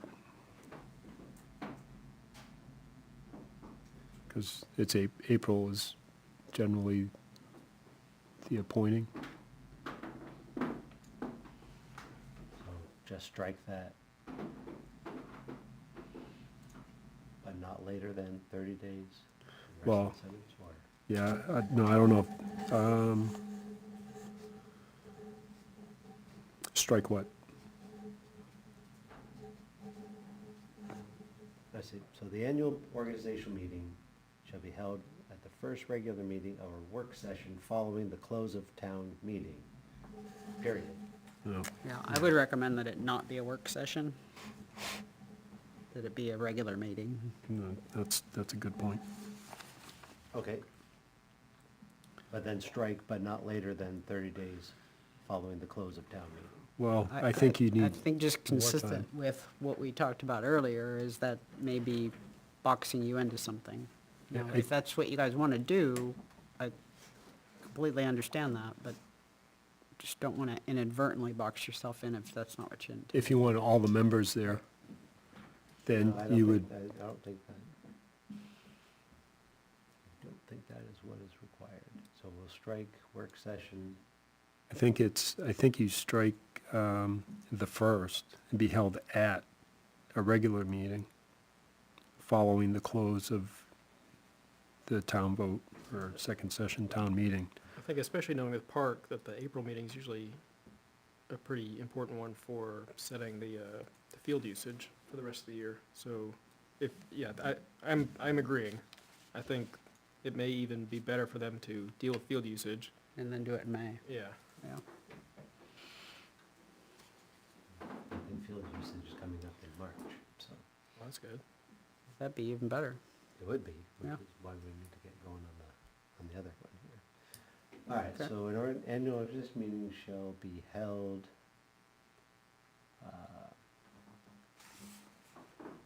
at the first regular meeting, or? I think they at- don't want to- At a regular meeting.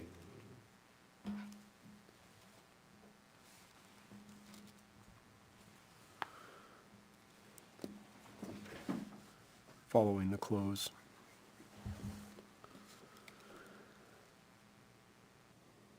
So 30 days only takes you into mid-April. At best.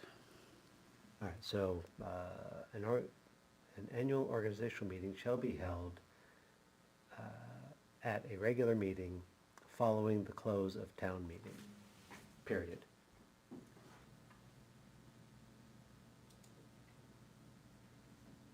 And then I keeping think you that do for- want no later than your May meeting then. If you just say your May meeting, that should be good. Even if they only meet quarterly, and there's nothing in May.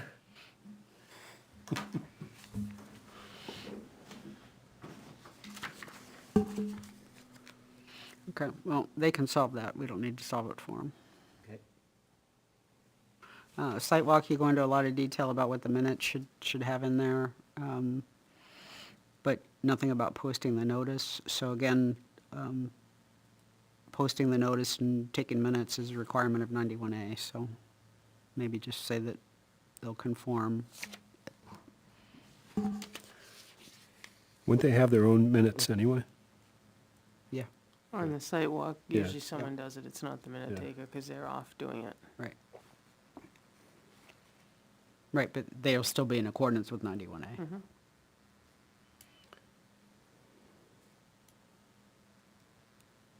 And it wouldn't be for inclusion in the minutes of the next meeting. It's a meeting if everybody goes. If it's done during the meeting, like we did that one, was it separate? Is that a separate? But if more than if their quorum is in attendance and that's all they do, that is still a meeting.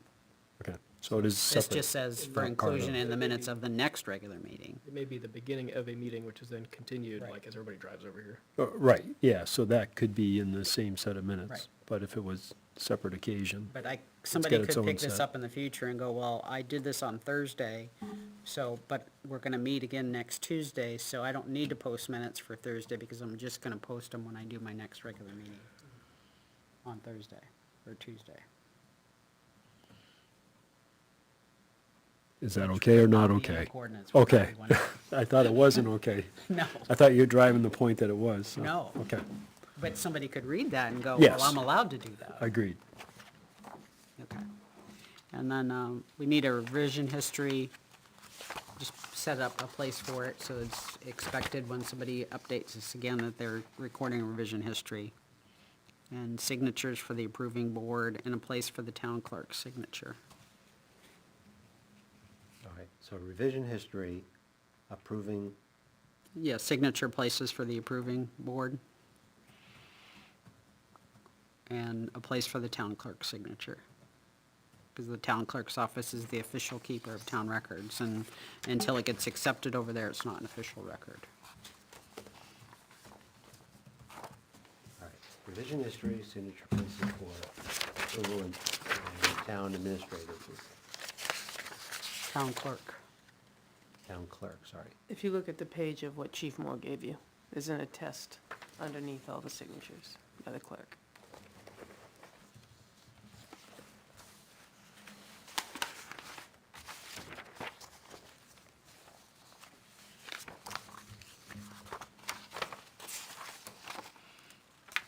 Moving right along.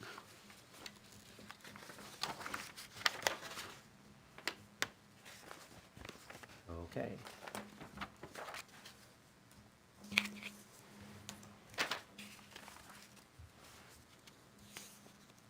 All right, next, job description. I think the semicolon is inappropriate, where it says the director has responsibility for. I think that should just drop right into the overall operation of, and then this is the only, it's an odd reference, town of Ware Parks Facilities. I think that should line up with what we just went over here, where, given that the name of the organization is gonna be established, Ware Park and Recreation Commission, call it that. Say the director has responsibility for the overall operation of Ware Park and Recreation Commission facilities, comma, coordination of programs used in the town of Ware Parks, comma, I don't know what parks generated activities means, so I have a question on that, but if we're keeping it, I think it should be park, like P-A-R-C.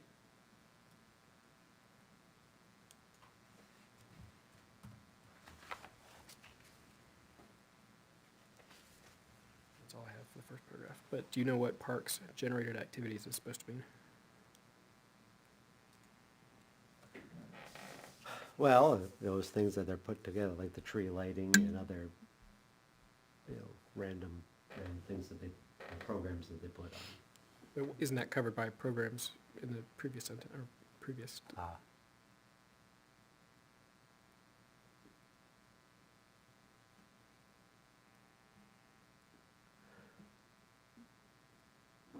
Probably is redundant.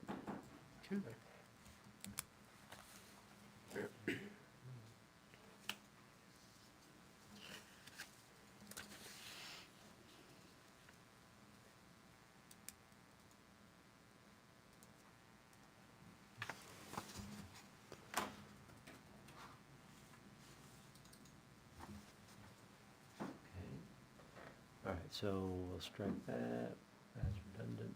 And then you had one more edit, you said? It was semicolon, this town of Ware parks, I think should just be Parks and Recreation Commission as we just defined here. That's it.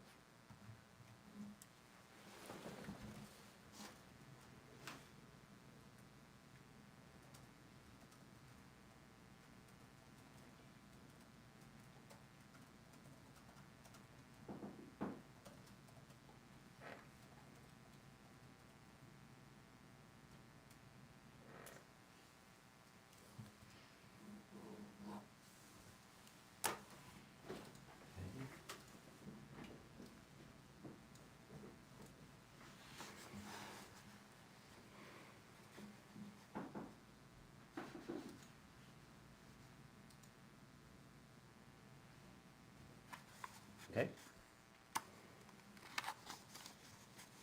We can move down to supervision received. It says, works under the general supervision of the TA, and then also takes general directions from the commission, which seems like it may leave them, can we better define that? Who, is there, and I guess I wrote the question, who provides their reviews? Because that's sort of the, does the TA take priority, or does the commission take priority? I think we should specify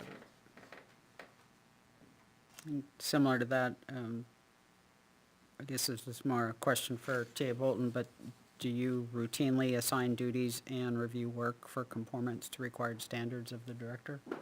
Is that something you normally do? This is actually new to me, that it's gonna be my responsibility. Yeah, it's kind of what No, I mean, I think I was asked if it should to align with others, Okay, and I think that's where we're headed in this direction.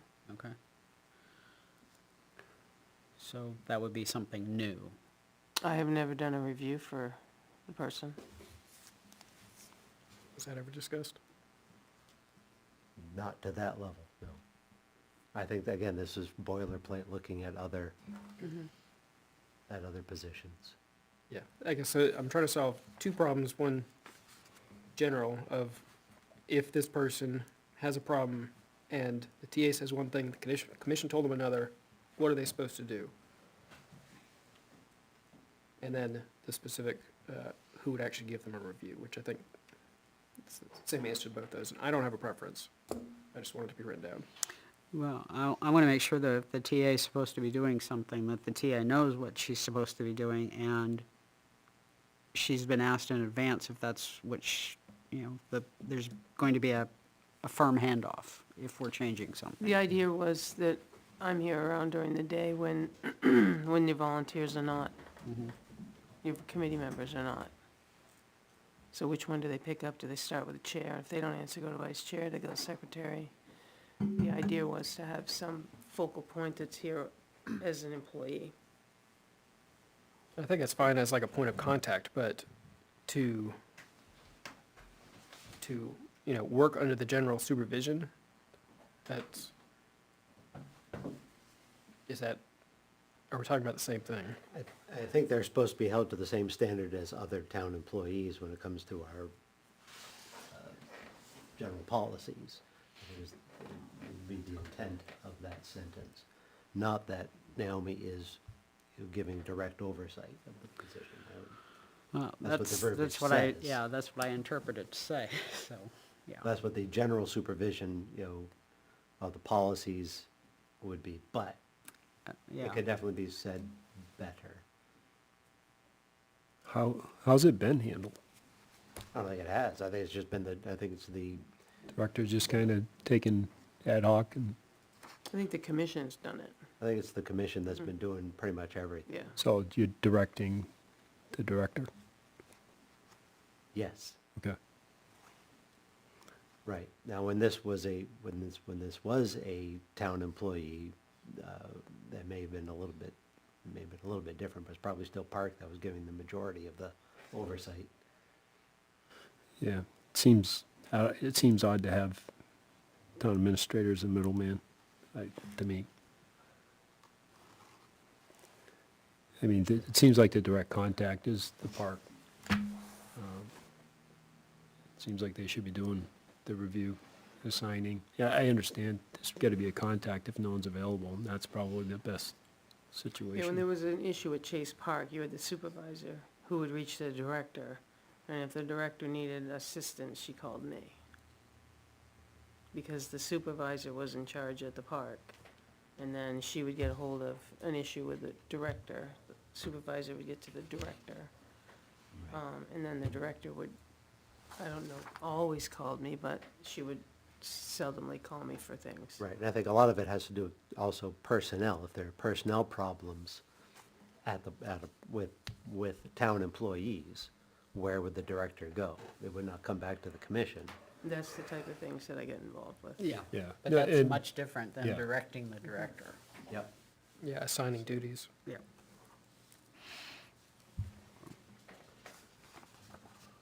Well, I guess we can basically strike that sentence. Well, I do think you need to understand and outline what the supervision is, but I think much work needs to be done on clarifying what the TA does and what the parks do. All right, now we'll go So- back.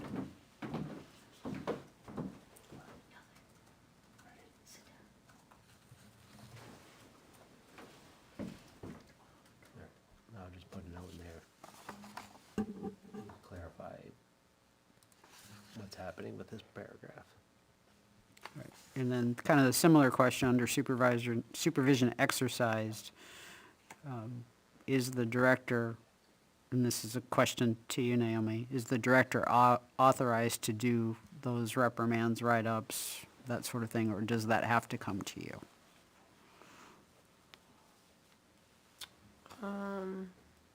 In the couple cases that we had, the director,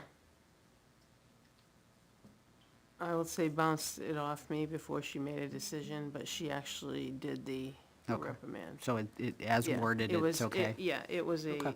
confer with me as to how she was going to handle it. Did I see a problem? But the director handled it. Okay. It's not that often, but So the director would contact town administrator and the park chairman regarding the matter. which I believe they usually conferred. I know they talk to me and the chair usually. Say, hey, such and such a thing happened, what's our Yeah. policy? And then I that's- always said, did you ask the chair? And then we talked about it. My couple of things in this paragraph, conjunction should not be capitalized. And if, there's a sentence, if the incident is severe in nature, I think, and then it goes on to say, reviewed with the town administrator and the full Parks and Rec Commission, should we also include the Board of Selectmen at that point, if it's severe, since we are the hiring authorities? Mhm.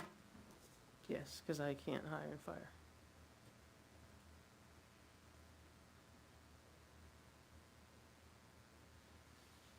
So it would just be an edit, has been reviewed with the town administrator, comma, the full Parks and Recreation Commission, comma, and the Board of Selectmen.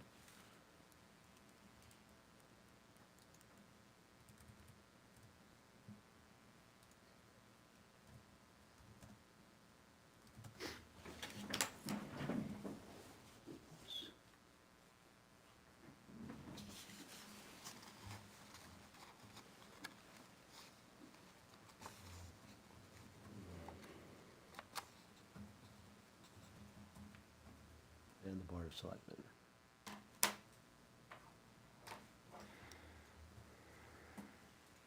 Okay, So maybe to nitpick, should it be the full commission, especially given it's 7 plus, we'll just, or just a quorum?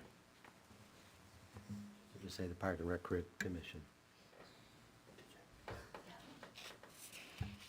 Sure. Because it may be just talking to the chairman. Well, Right. I mean, I think Right. it's distinct though, in that Right. if it's not severe, you talk to the chairman. If it is severe, well, now we're talking wider. Yeah. So Commission. then just leave it with Park and Rec Commission.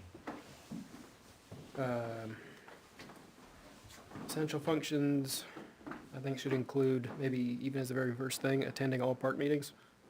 I didn't see that called out anywhere else, Don't think they were, because they are listed as a member, a non-voting member.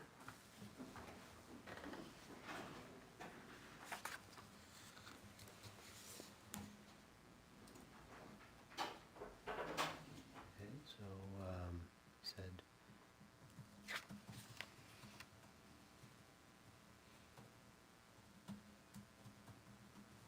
Just have it listed, attend all park meetings. And then the existing 1, 2, 3, so the fourth bullet point, which begins analyze problems. I think it says implement solutions. Should that say commission approved solutions? Otherwise, you're saying you can present a whole bunch of things and then go do what you want.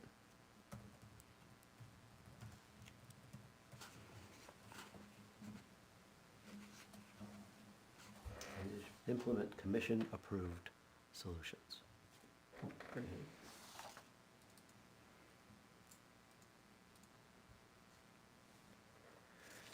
The next thing I have is on the next page. There's a bullet, organize, schedule, evaluate recreation programs. There's a semicolon, which doesn't make sense. Yeah, before you go that far, 2 bullets down, assist the Park and Rec Commission.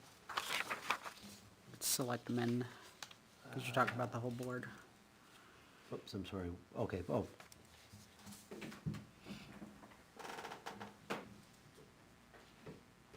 Thank you. There's only one select man. Yeah. Right, but you're referring to the entire board, so it's men.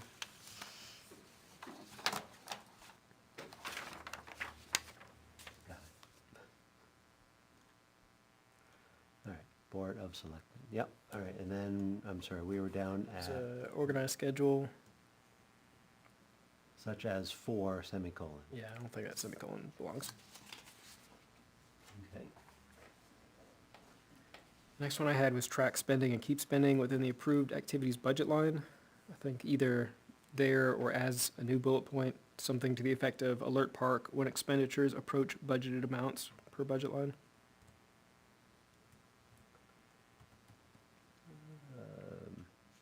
I'll add it there and then maybe, Yeah, and there are certain things that they are not the agents to expend, so that has to be brought to the Board of Selectmen. So that needs to somehow be tracked in here, that they can't just spend anything and everything. There are certain things that they're not authorized to expend.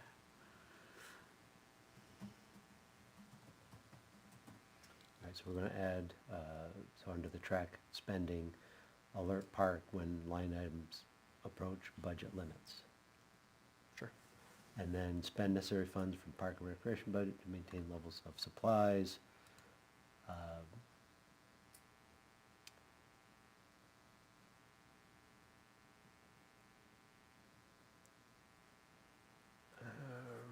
And you And want- off and the you- top of my head, I can't tell you which they are, but I know that there are funds in which they have to come to us to expend, if I'm not mistaken. Maybe, comma, from funds which they are agent to expend. From only those funds which they are agent to expend. I could live with that.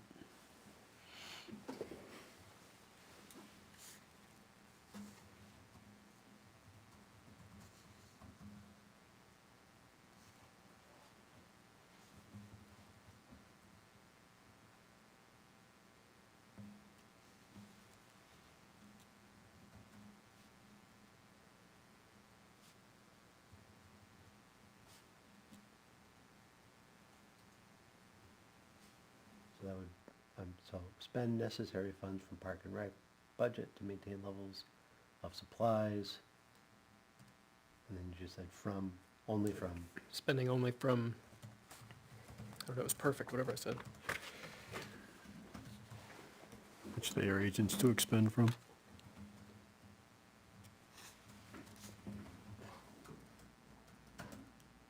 spending only from funds which they are agents to expend. Correct. Okay. Not sure it's necessary to spell that out, but I'm not gonna argue it.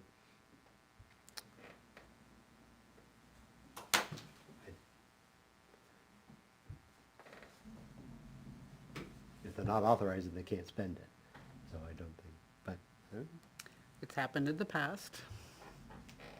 understood. The next feedback I have is the last one under oversight of Chase Park. I had a question on the last bullet in that section we're on. Update the town administrator on a monthly basis regarding Parks and Rec activity, Parks and Rec budget, and immediately if a budget line is going to be overspent with the idea of which budget line item will be underspent to make up the difference. So technically, from a practice standpoint, do you do that, or do they go over to Beth? No, it's usually they come to me They do come to you? Mhm. Okay. All right. after they've gone to Beth to see where they can take it from. Oh, okay. All right, all right. So work with town administrator and I th- finance director. If Naomi thinks what's written there is what needs to be there, I'm fine with that. I would love to see, though, some metrics published. You know, a monthly report actually being published publicly on usage, improvements, issues. So this might be the place to put that. Upcoming Eagle Scout projects, Yeah, anything. just the capstone type stuff. Yeah.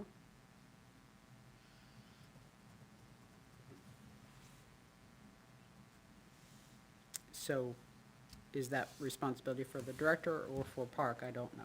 That's why if it's director, it probably goes in this section. If it's Park, then it probably doesn't belong on here at all unless they wanted to delegate that. Okay, so you want to see a monthly report on field usage? Whatever statistics are, you know, is it Does your number- agenda have a spot for the Park and Rec update? Do you know? I don't think we Like have. a I don't think we director's have a- report? I don't think we do, we just basically ask, what do you need to tell us? As part of other groups that I'm, the director usually has a updated report. Like 'cause you there's give some- us for your administrative report? There's things that they are working on, have accomplished, or has come across that they need to do. But if it's part of your meeting, it would be part of the minutes, but Yeah, I've never seen anything that I think comes close to something like that from minutes.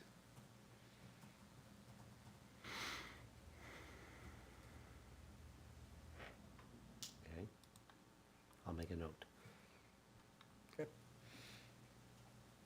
You were at oversight at Chase Park?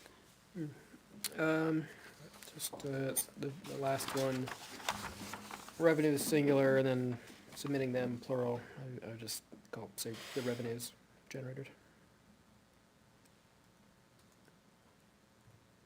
Revenues generated and submitting them to the town administrator, okay? they don't do that weekly? James? Well, I had a note here that there may be further requirements or restrictions based on time, based on dollar collected per day. Because I thought It's this, probably I weekly. think it's weekly that Kristen always used to bring them to Beth on Mondays. Came with the slips, it came with everything. but I also thought there was a requirement if you collect so much money, it had to be done daily. But tax-wise, you do, yeah. But I thought it was just a revenue collection. I think it is, I think what they're doing it twice weekly, so that they're not having too much I was money. gonna say, I thought in the summer they come more often than bi-weekly. Depends on what you mean by bi-weekly. That's We true. call it twice weekly. That's why I would, yeah. I was gonna say, because if you've got a busy week. Yeah. I think that's what that means. Is it bi or is it semi? And then how do you I know wrote the twice a difference? week. So, twice weekly. No. And then the first bullet under there was regarding the hiring process. I don't know if we should be extremely clear that they are not authorized to hire, that all that has to come through the Board of Selectmen. Yeah, I think the coordination is gathering all the Right. all the applications and, orderly, getting them to come in and, Right. yes. So, It's including but not limited to posting positions, reviewing resumes, scheduling interviews, and coordinating the hiring process. If somebody comes in and doesn't know how it's been done, they could assume that they can hire, potentially. Yep, So it It becomes is gonna be- recursive, because coordinate the hiring process, the last thing Right. you do is Yeah. coordinate the hiring process. Is hire. No, well, it says coordinate the hiring process by coordinating the hiring process. Oh, cool. Yeah. It's recursive. Yeah, it just goes on forever. Yep. So, again, that could be interpreted that they have the ability to hire. Scheduling interviews. Park and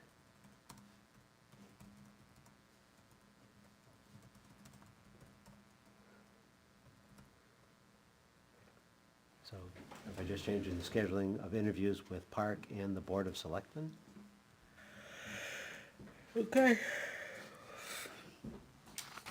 'Cause they're hiring they're coordinating the hiring process, but they're not doing the hiring.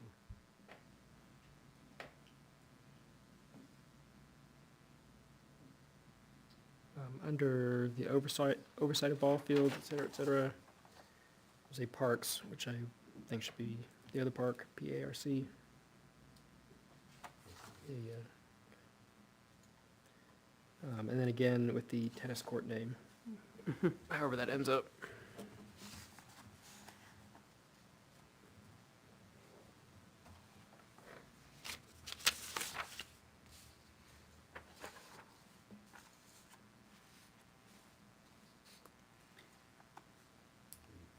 Might be apostrophe S, but we're not sure. Yep.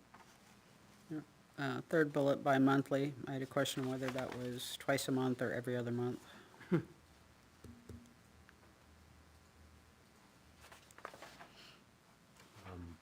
sorry, where is that? Third bullet, bi-monthly.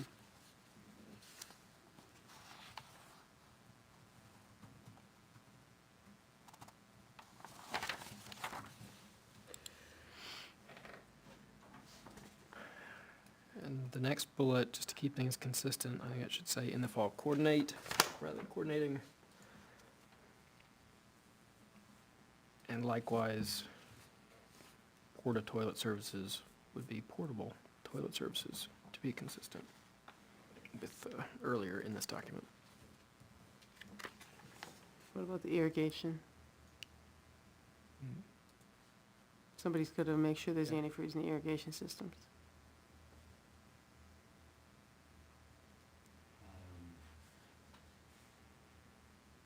They have to blow out the air to put antifreeze. Not that they do it, but Winterization. Winterization, yeah.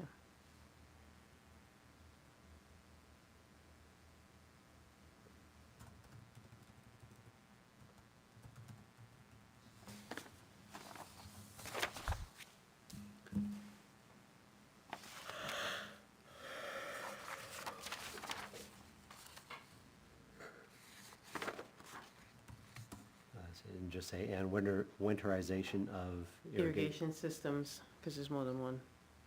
I think you could even be more generic, just winterization of facilities, because like Chase Park, closing the gate Yeah. and, Yeah, true. Could also And then they be, open it for ice fishing for the winter. yeah. And winterization of facilities, Yeah. okay? facilities and grounds. In waters. Not done that. No, don't do that. I'll include grounds, okay.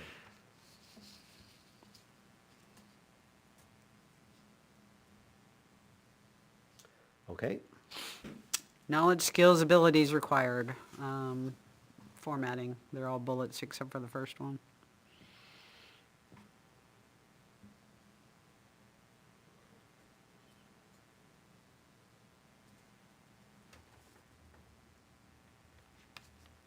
okay. And under minimum qualifications required, I'm assuming this position requires a background check.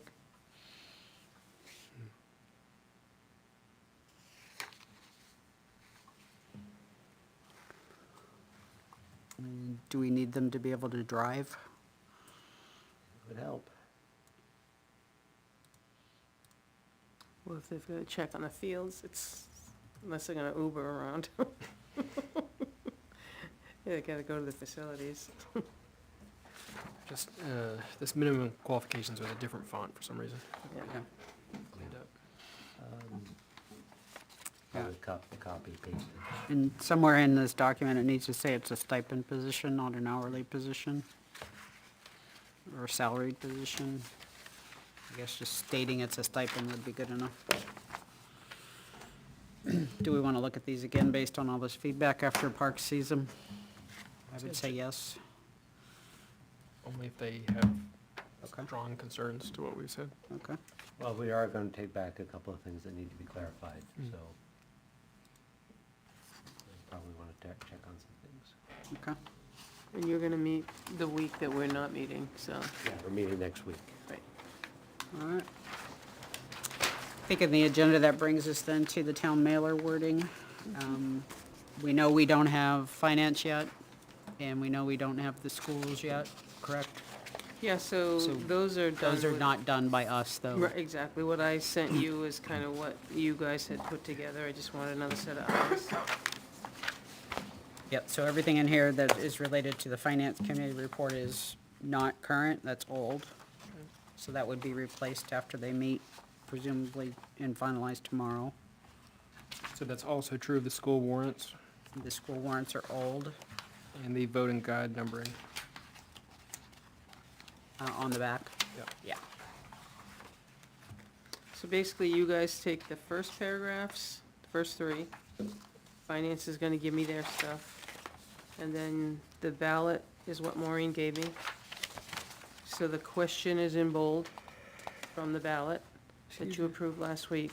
And the purpose statements underneath is what we went through and made a few changes. Then I squeeze in the finance committee recommendations under each one. And then we get to the back, and that's when I get the school ballots. And the same format holds true, bold, their purpose, finance purpose. So what our concern is what we went over last time. Okay, so last time, I believe number 4 and 5, we just kind of verbally tried to throw it together as we were Yeah, writing. so four, yes, correct. James sent me something for Okay. 5. Can I go back a bit, though? To, I don't have it in front of me, but we have a paragraph, Yeah. like a little blurb. It has a sentence, Article 22 is a petition article, so there is no Board of Selectmen recommendation, Correct. which is not the case. Right, we did make a recommendation on 22. But now that it's 0, are you? Sure. Right, but we did make a recommendation. We did not And support it, it. it makes it sound like, because it's a Which we petition didn't- article, we will not recommend, but that But also isn't necessarily but- true. just to answer, we never talked about a Article 22 purpose. No, we didn't, but we did, It's in the intro blurb. Right, so I don't mind changing it, so Article 2 is Article 22 is a petition article, period? yes, Okay. and then put in the recommendation by the Board of Selectmen underneath 22. Not a purpose, but just a recommendation like you do on the others. Even with it amended? Even when, you guys didn't re-vote after it went to 0. You guys didn't recommend it at, Right, you recommended the original you petition. recommended the original, but now it's been, and that's why the Finance Committee is meeting to go over the We amended can do that articles. right now. Right, oh, absolutely, It was inaccurate as written. okay.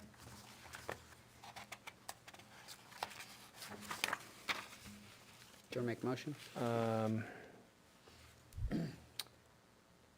I move that we not recommend Article 22. Anyone like to second that?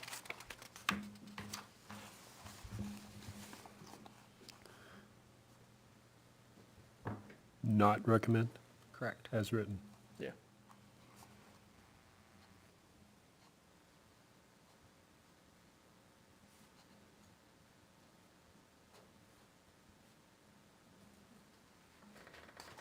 Keep in mind that it doesn't matter if it passes or fails, we don't give any money.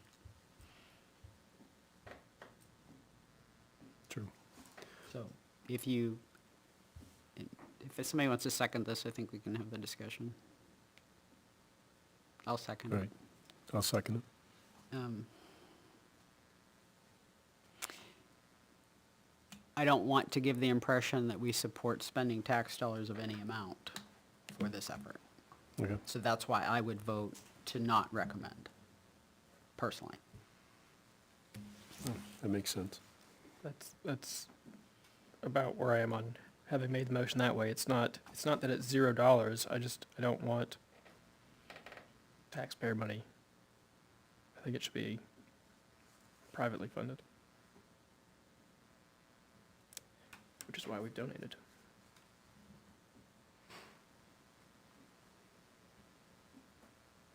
And for whatever it's worth, Facebook says that, somebody volunteered to pay the balance, so. Well. Like I said, I don't know what that's worth or not. Okay, so we have a motion to not recommend Article 22, that's been seconded. Is there any further discussion? It doesn't matter, I don't think it doesn't matter one way or the other, whether we recommend it or not. In years past, the select board used to put an article forward to spend tax money for fireworks. That changed, 5 years ago? Yeah, for when we had a gentleman that came forward, he did 4 years' worth. Right. So I think it's a matter of civic pride for the town to fund that sort of thing. I think that's something that's worthwhile. It used to be done and then it's changed.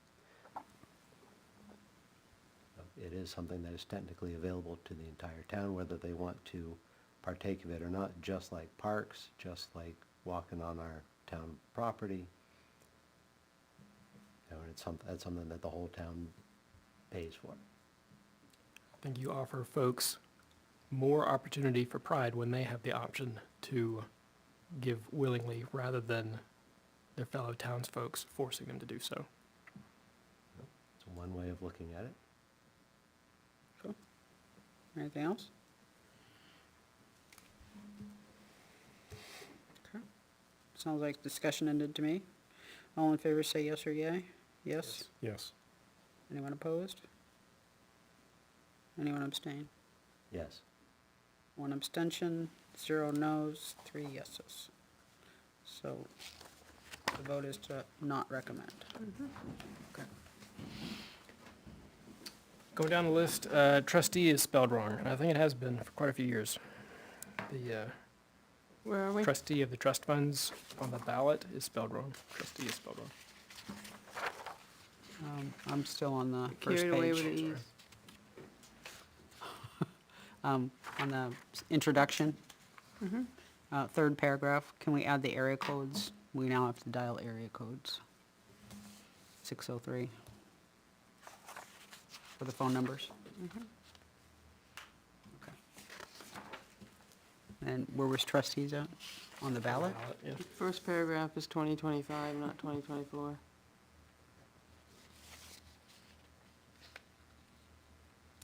Trustee, yeah, I see I get 3 E's.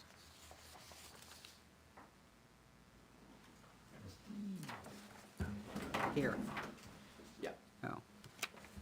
Okay. Article 2, is that what we're up to?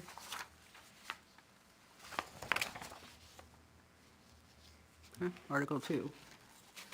Any changes on Article 2? I didn't see any. Article 3?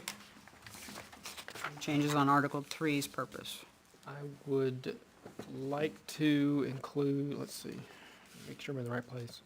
Yeah, given that we mentioned that the increase can be directly attributed to the $246,000 increase in insurances, I think it'd be good to include a sentence, how we will be searching for insurance alternatives to reduce this cost and save taxpayers money in 2025. Okay. Can you say that slower? I wrote, and this was not meant to be a sentence on its own, I just wrote, include a line about how we will be searching for insurance alternatives to reduce this cost and save taxpayers money in 2025. Just in an effort to hold ourselves accountable to that. We're gonna do it in 2025. At least the search and putting it out to bid, and I'm sure we're not gonna save the money in 2025. I think it could definitely turn around that fast. This is it, July? July kicks in for the Yes. health insurance. I believe that's So, yeah, it's possible. We'll be searching for alternatives for insurances in 2025. I didn't, what else did you? I said to reduce this cost and save taxpayers money.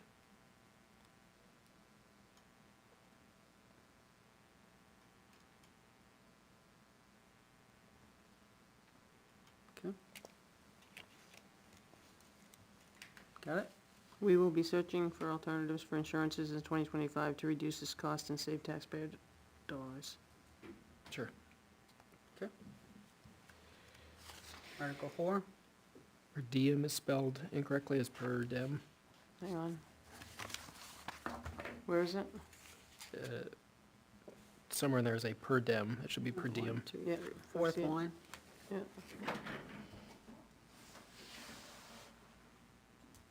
This is one we wrote on the fly last week. Because I was to take the first sentence out of the old article, out of the old mailer. And we talked about excluding town administrator, employees covered by collective bargaining, contracts and stipends like the Board of Selectmen and Park and Rec Director. And then we added, current health plan will increase 22.2% July 1st. This proposed raise will lessen the impact on employees' take-home pay. Any other changes to 4's purpose? Okay. Number 5. 5, James sent me. And this is the one I mentioned earlier about changing paid volunteer over to stipend employee to line it up with what we did in Article 4.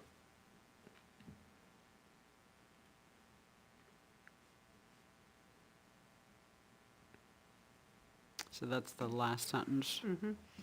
As a stipend employee.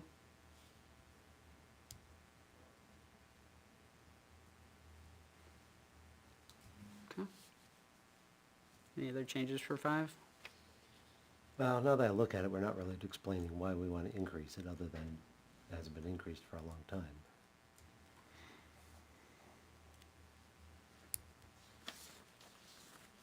You do have down toward the end, updated assigned duties and increased the responsibilities. All right. That's the second to the last line. Yep. Or sentence, rather. Is that good enough? Yes. Okay. Article 6. Any changes to purpose on 6?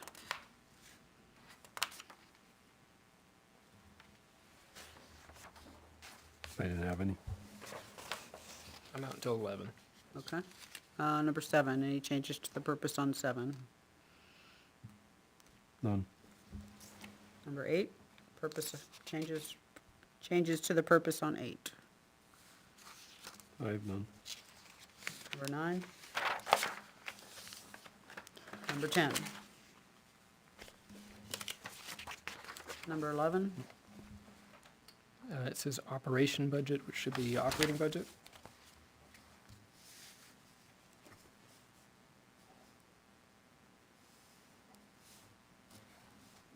The very second to the last word.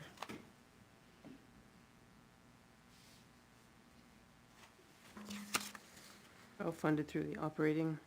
Yep. Yes. Any other changes to 11? Number 12. None. Changes to the purpose on 13. Yes, the Lucas, it's actually it says Lund University Cardiac Arrest System. Those are actually Lund University Cardiopulmonary Assist Systems.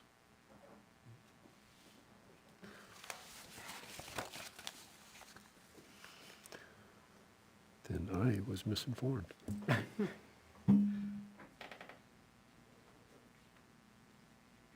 Cardiopulmonary assist. Cardiopulmonary Assist, yeah. So if anybody can correctly spell pulmonary, we'll give them a, Pulmonary. There you go. there you go. I was a spelling bee person. Very good.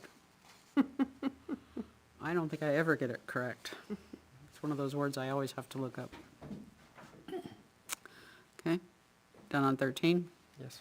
14, There's a town-owned, which should have a hyphen. Or at the end. yes.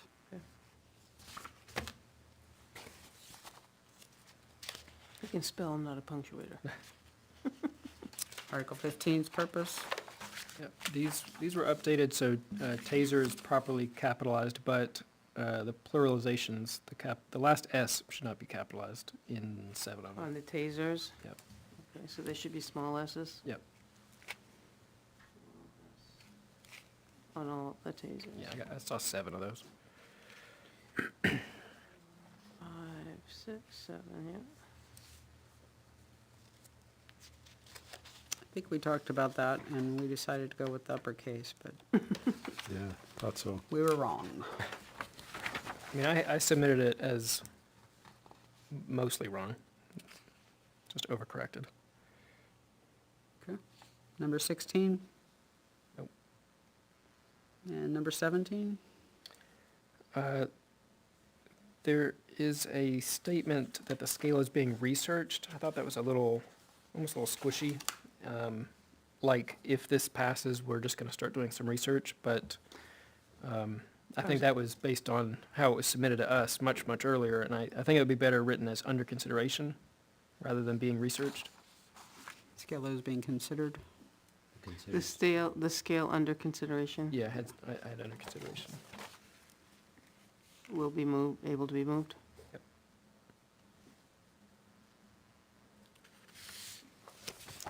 And on the first line in that sentence, I suggest that after disposal, we add the word cost, and then period. This is not an accurate way of calculating the revenue versus disposal cost. Add it in 2 places? No, just that one. Oh, I added it in the first one, sorry.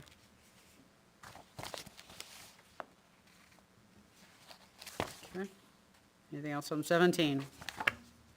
18. We did a lowercase s on body worn cameras, so does that meet your approval? Yes. Well, it did on 18 before we signed it. Okay. 19?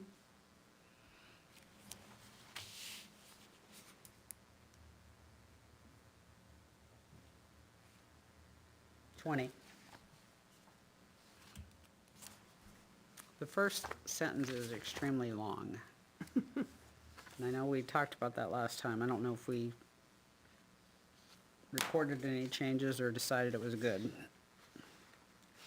This is a recurring article to allow a funding source that can be used to expend up to the amount appropriated for the contracting of professional services to manage and ensure the best use of town forests by contracting a licensed forester to render professional services such as those listed in the article. I thought that's how we left it. I Yeah. don't doubt that's how we left it, but I was hoping maybe we didn't. Any suggestions for maybe parsing that up a little bit?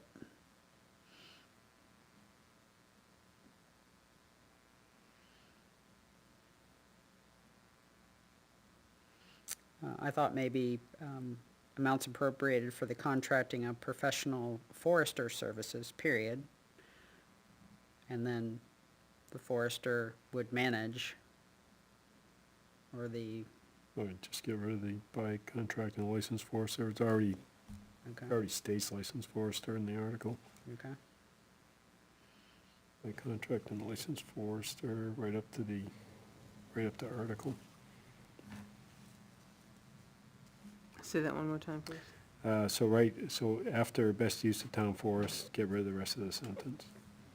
Okay. Because it's already in the article, Yes. okay. And do you want to still add professional forest services, or? Nope. Okay. Contracting of professional services to manage and ensure, so Yeah. that, yeah, that whole sentence stays. Everything else is in. Yeah, I didn't know if you wanted to add professional forester services, but. Yeah, that's it's all. already licensed foresters in the article itself.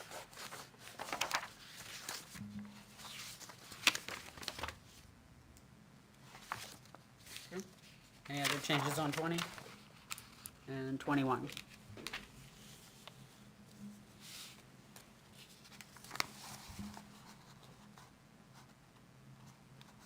Okay.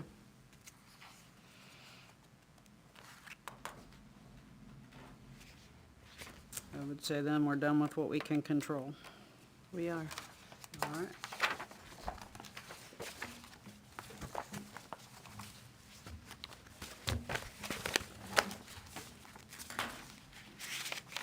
And I have no idea how long the mailer's gonna be. It's gonna be fairly lengthy, I would think so. because I think the school has, what, 7 articles on where? I think so. There were 4 plus 3, so yeah, 7. Nothing's on the consent agenda this evening, so that brings us to administrator's report. So you did the first 3, and actually you did the first 4, but we're gonna move the traffic ordinance to February 24th. Was that consensus? I believe that's what we said. So Yeah, we next, do have a public hearing that night, so we Yeah. need to keep that we in may have mind. to shuffle a few. We're closed on Monday, President's Day, the town office is closed, so there'll be no meeting next Monday. You'll see that in the manifest. We have a public hearing for the 50% to 100%, as you just mentioned, at 7 o'clock on the 24th.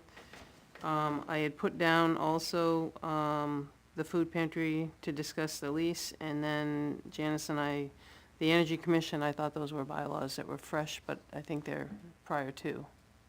Yeah, the only bylaws I find are what David submitted us before we actually established the committee. So I don't know if they adopted those as is, or, I don't think anything was adopted, I think, Nothing's, no, I they went just back and shared it. looked, and I sent you the last draft, but Right. nothing's been finalized. okay, so is this premature to talk to them about their bylaws?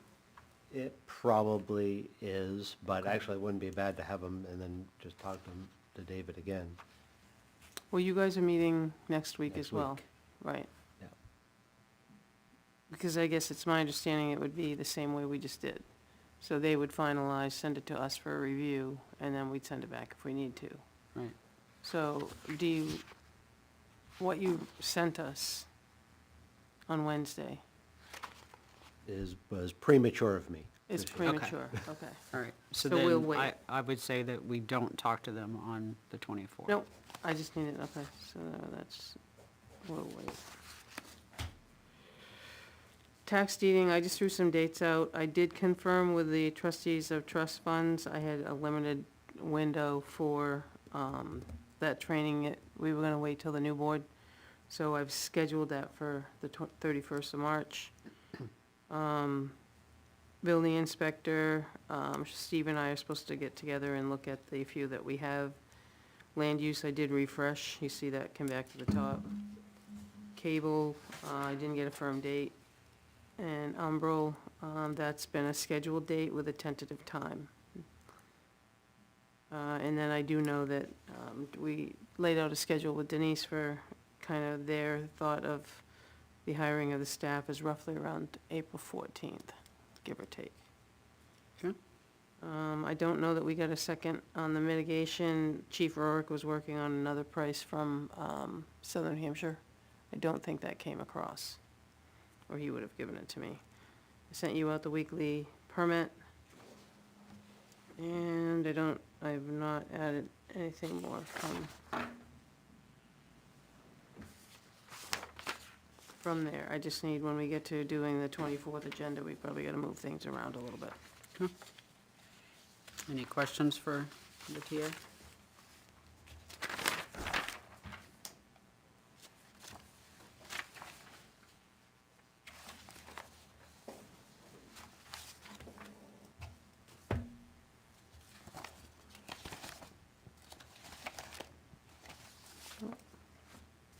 I just have two things, but that's for later. Okay. Okay to move on then to manifests? Sure. I'd like to motion to order the treasurer to sign the payroll and accounts payable checks dated February 13th, 2025, as included in the following manifests. Payroll manifest, $109,173.56.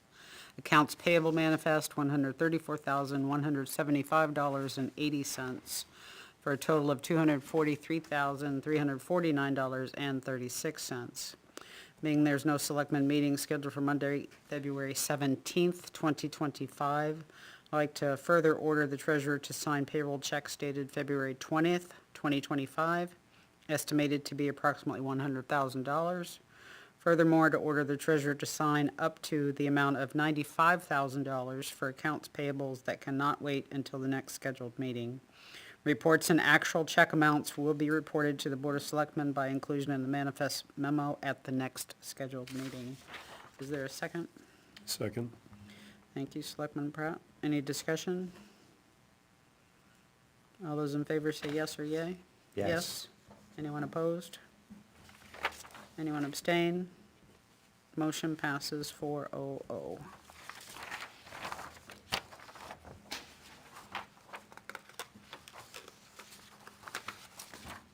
That brings us to our list of minutes. We have 1, 2, 3, 4, 5, 6 sets.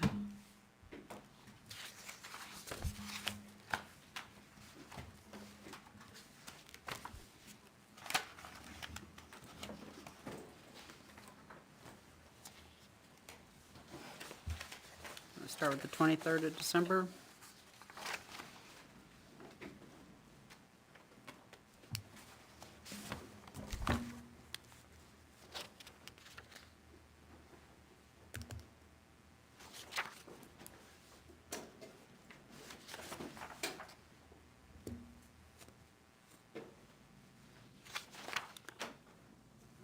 Line item 44 and 45.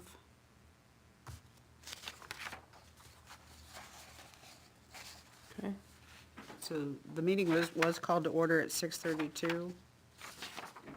So that is a repeat of what is on line 20. Okay. I don't remember the exact time, but it was just stating that we did call the meeting to order at that point, because that's when we got out of all the non-publics. So I don't know if that time needs to be changed and state that it was, the public session, or just omit lines 44 and 45.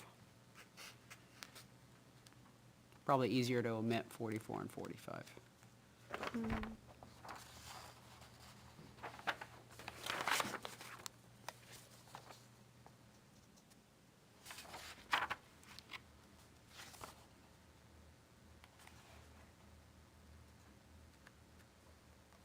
Yeah, because I see in the other, yeah, we did it differently the other way. Yeah. Whichever you want to do. Given that I don't have the exact time, I'd say omit 44 and 45.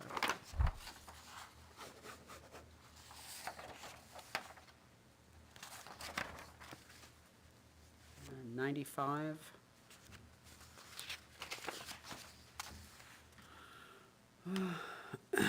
It's not the town clerk minutes, it's the published minutes. I believe he would get them if he had to go find them from our website or from the town clerk, but it's the published minutes he's looking Yeah, he for. sent an email today, the girl from the States looking for the final approved minutes is what she called it. For the grant. Right, but it's not the town clerk No, minutes. should it be final approved minutes? That's what she's after.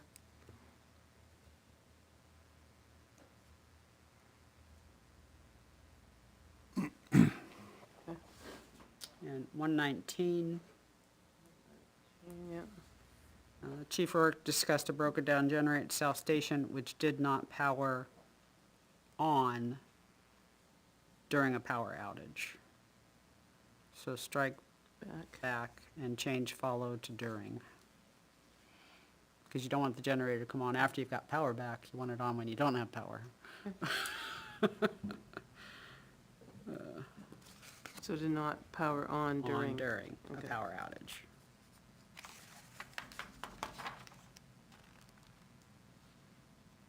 And then 189, transfer station director should be DPW director. And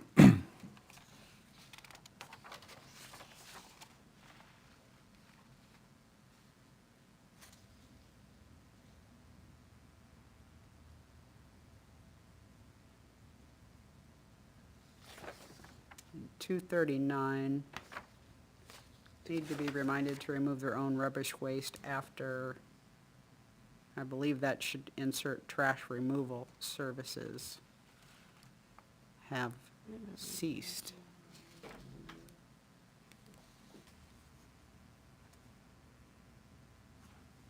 Oh, ceased for the season, not commenced. Right. Right.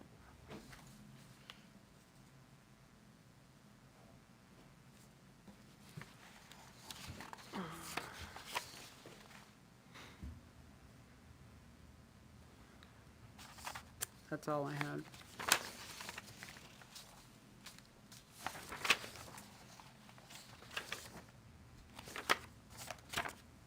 Gonna retract my changes that I had on line 51 through 61. Just put it as the original.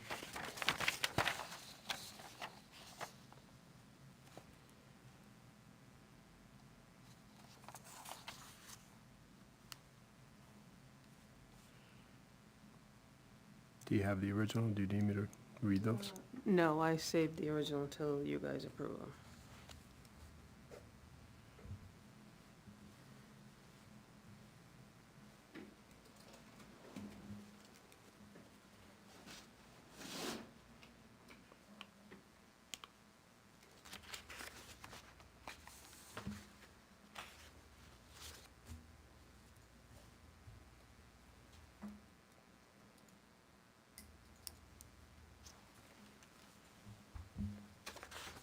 Anything else? Anything else?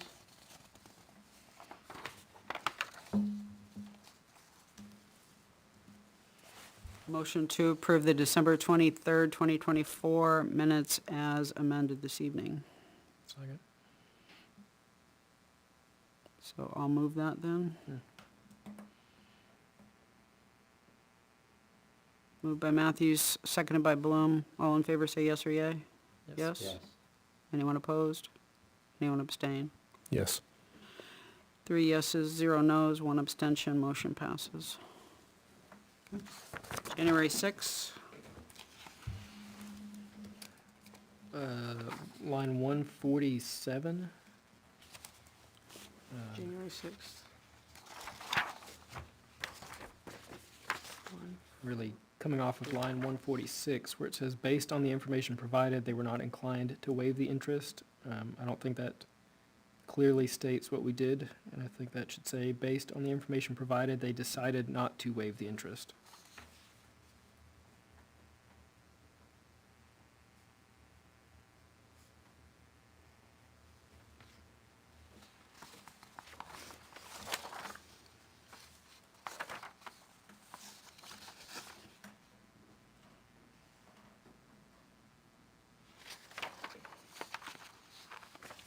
any other changes? Yes, on line 78. To me, it makes more sense to say, where it says insurance servicer to service provider. Change servicer to provider? Yes. Okay.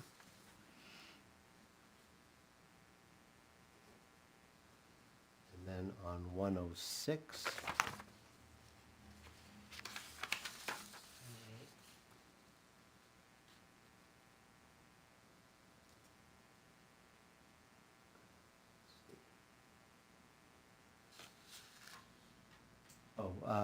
where it says, it said half, with half from special revenue, I think just say half, well, change to half coming from the special revenue fund.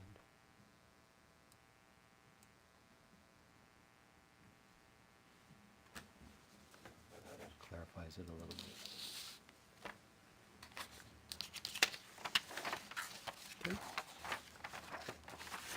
Any other changes? Okay. I will move that we accept the January 6, 2025 minutes as amended this evening. Is there a second? Second? Moved by Matthews. Excuse me. Seconded by Selectman Drury. Any discussion? All those in favor say yes or yay? Yes? Yes. Anyone opposed? Anyone abstain? Motion passes 4-0-0. January 13th.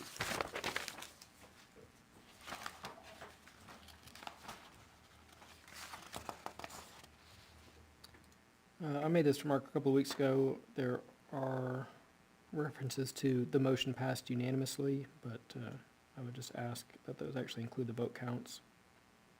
Since in this instance, I was not in this meeting, and if you're just skimming down through the motions, it looks like perhaps it was 5-0-0 when it was actually 4-0-0.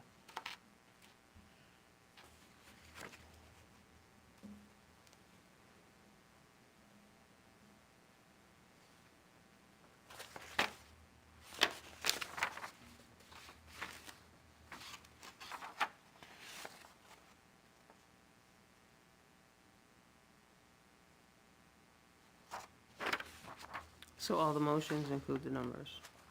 Yes, please.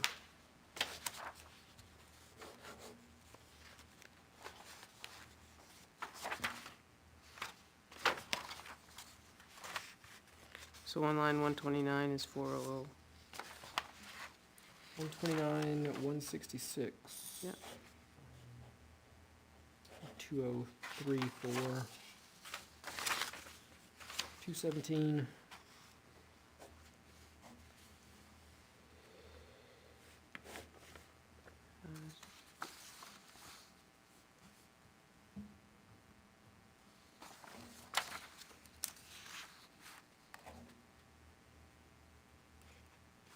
And then we did it at the last one. 242 has the right number. Yep.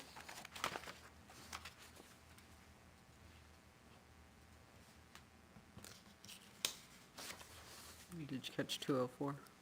Or wasn't keeping up? I just wanted to make sure. Okay, 204 and Okay, 274. thank you. Yes.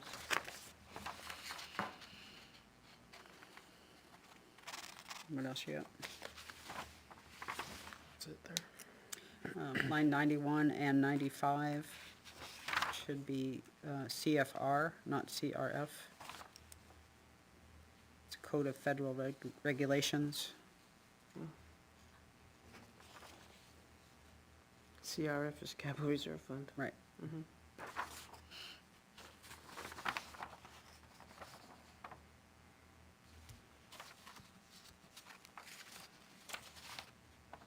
Line 131. I would suggest we change will continue to may and consideration to consider. The board may consider.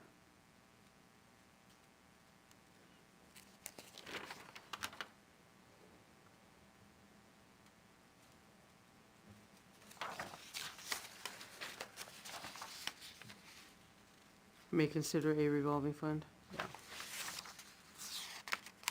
Correct. Line 222, I think Feltz is Felch.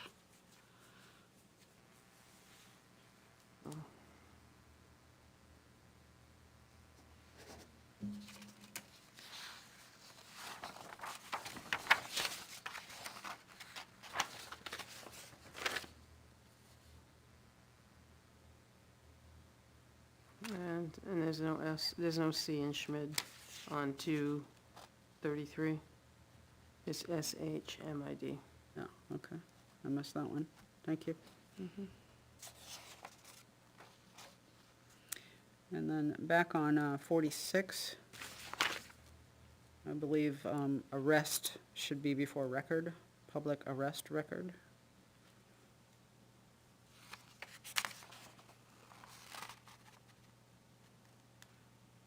And line 47 should be accurate town records, so strike the word minutes in.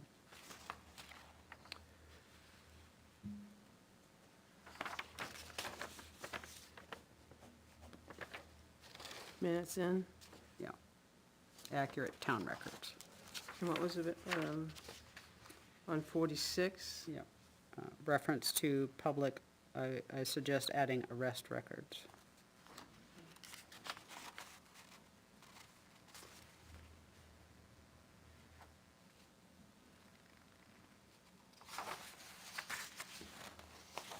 Anybody else?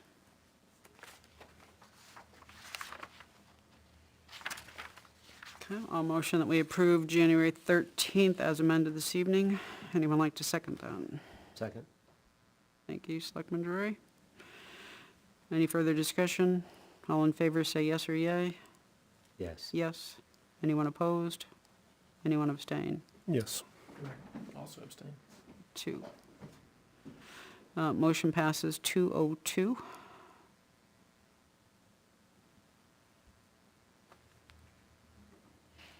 January 20.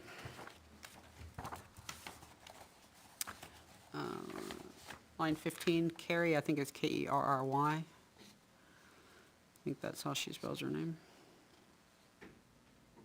Okay.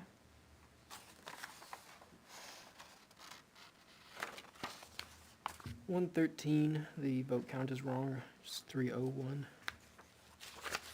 What number? 113.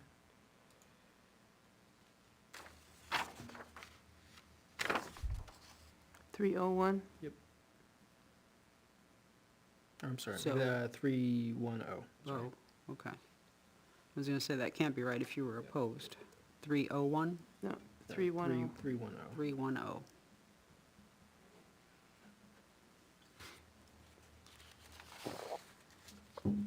I have on 118, Richard Butt offered his opinion, strike the word is. Mhm.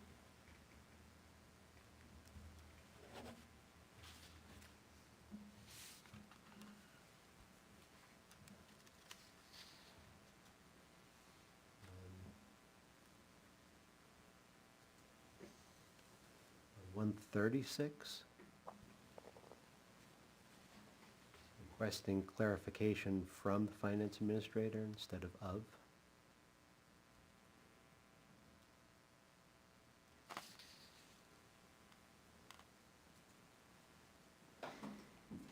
151, where it says therefore. There needs to be a comma after that. Just add a comma? Is that what you said? Yes. And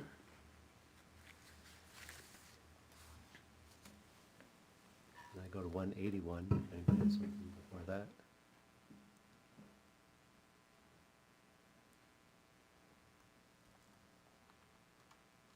Go ahead. 181, we have wellness checks with. I'd say remove the which and just say wellness checks, comma.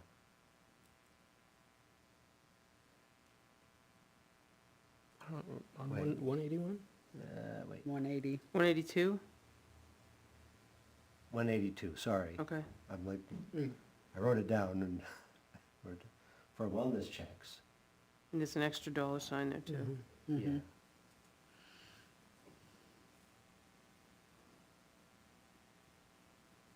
Wellness checks for, So you just want to strike which is. Wellness checks for professional mental health support. yes. So strike which is.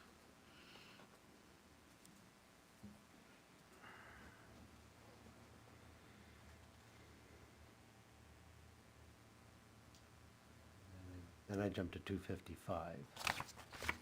I have 217. Mannequins is the other mannequin. Spelling.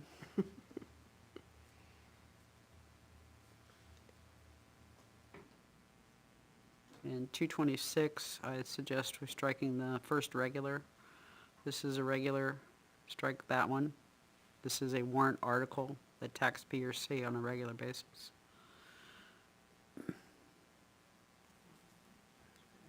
Okay.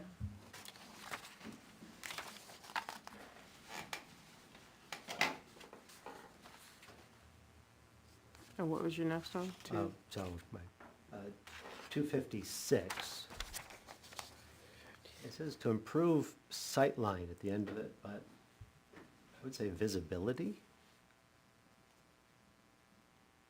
Sightline's kind of specific.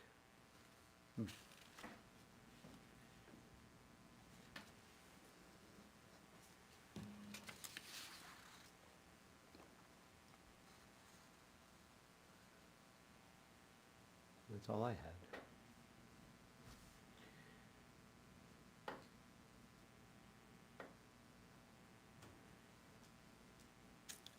Do we capitalize taser on all the rest of them? In, closed it. 283 through, does the word taser should be capitalized Yeah, on all of them? yeah.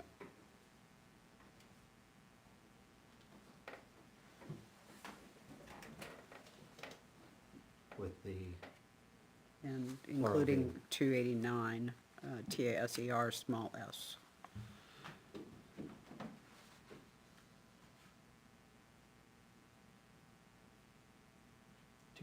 sign. And 294.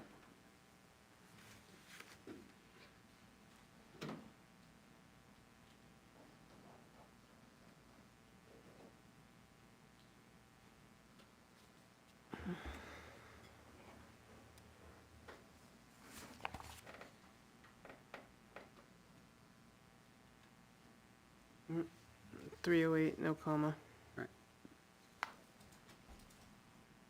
321. After cemetery trustees, add advisory committee, period.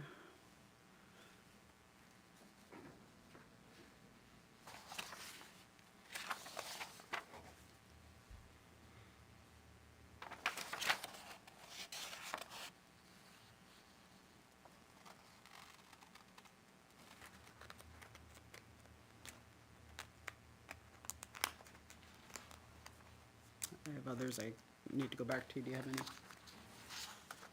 No, okay. 88, 89.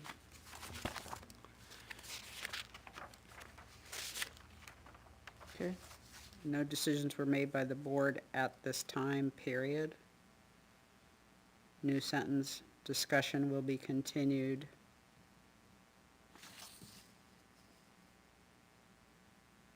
During the warrant/public hearing portion of this meeting.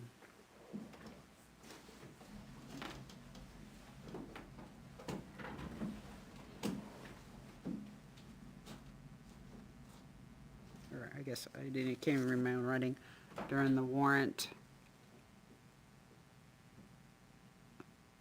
operating budget portion of this meeting.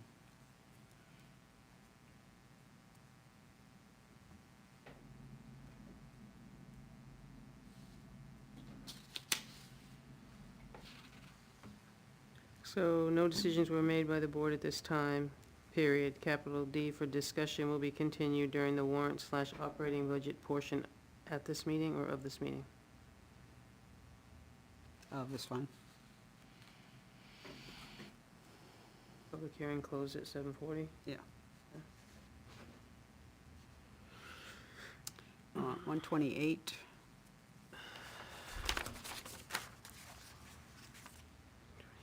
Okay. Chair Matthews' motion to change the word or wording of Article 4 to 3% pay increases. Right. We didn't vote to award, we vote to change the wording. think that catches me up.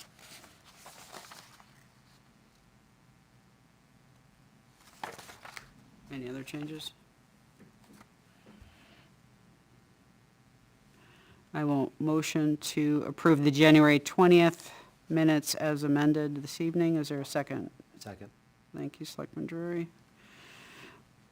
Any discussion?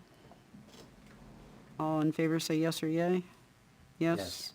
Anyone opposed? Anyone abstain? Yes. Motion passes 301.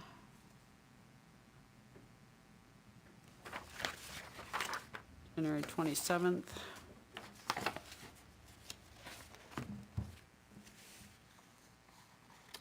Line 47. Where it says Chair Matthews reopened the public hearing, I think that should, it should mention that it came from the previous meeting. Yeah, I wrote, maybe insert continued in front of public hearing. It was continued last week's. You open the continued, Chair Matthews continued last continued week's last week's public public hearing. hearing at 6:41 PM.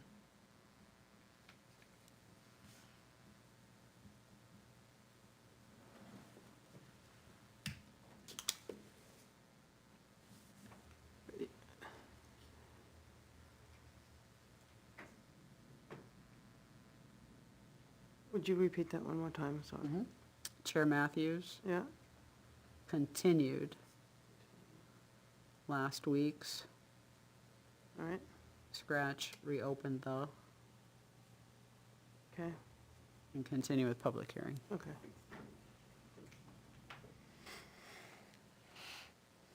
105, change COLA to pay.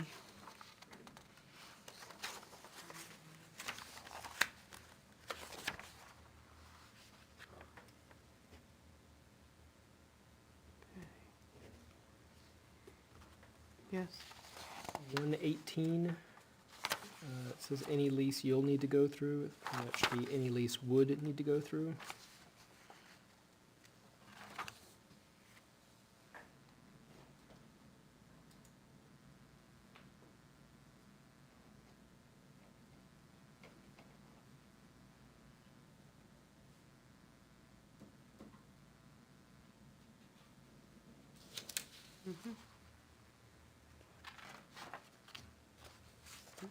Anything else?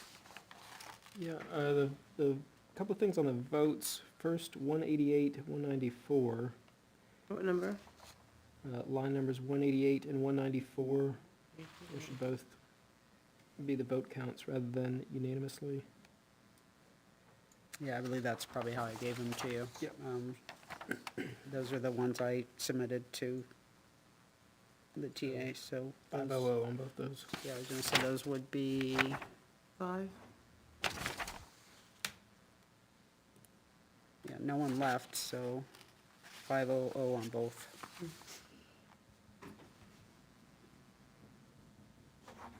And then otherwise, just kind of skimming through the motions, we see 400, 500, 5, but then back to 4.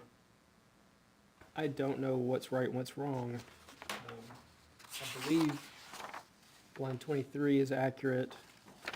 I suspect that line 86 should be 500.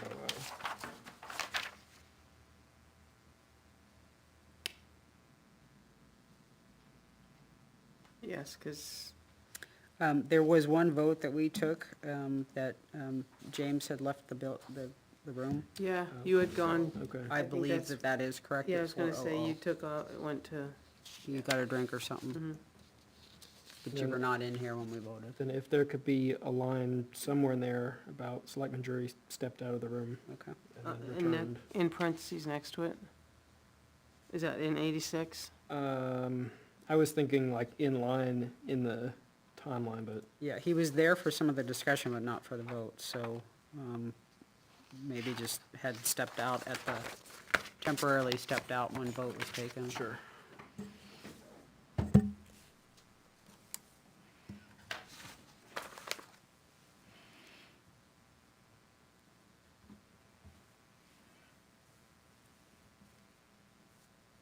to get. It's all my fault. Okay. I will motion that we approve the January 27th, 2025 meeting minutes as amended this evening. Is there a second? Second? Thank you, Selectman Drury. All in favor, say yes or yay? Yes? Yes.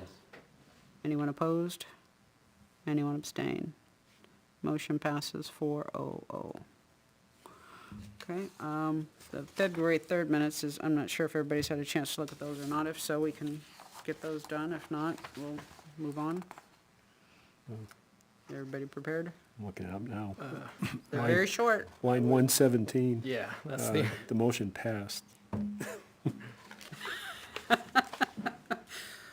Add that P, please. Oh, sorry. I didn't even see that. That's good.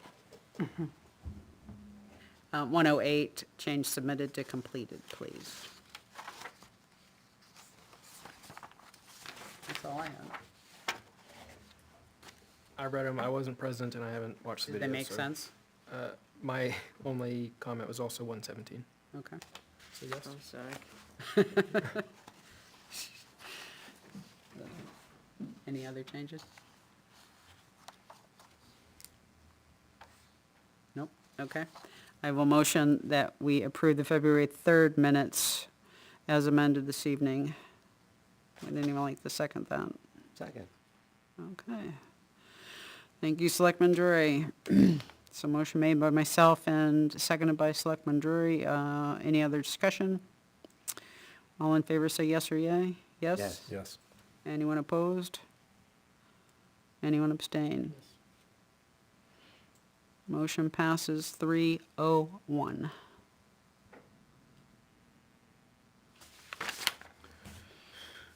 Okay.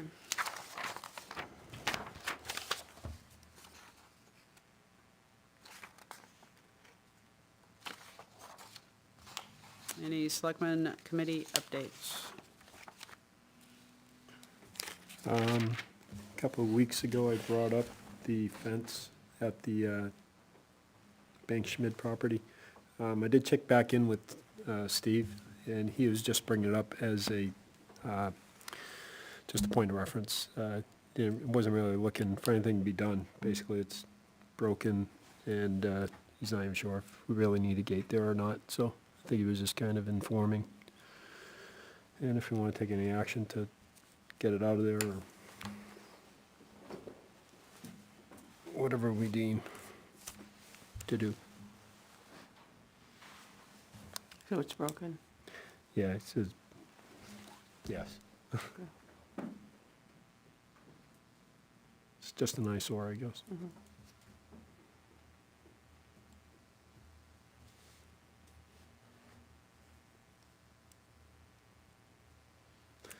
Any all I others? had. Okay. We didn't have a ZBA meeting this past week because there were no cases, and due to the weather last Thursday, the Cemetery Advisory Committee rescheduled to the last week of February, so I have no updates for anything either. I still have to update a couple of documents for planning board and send those out, so.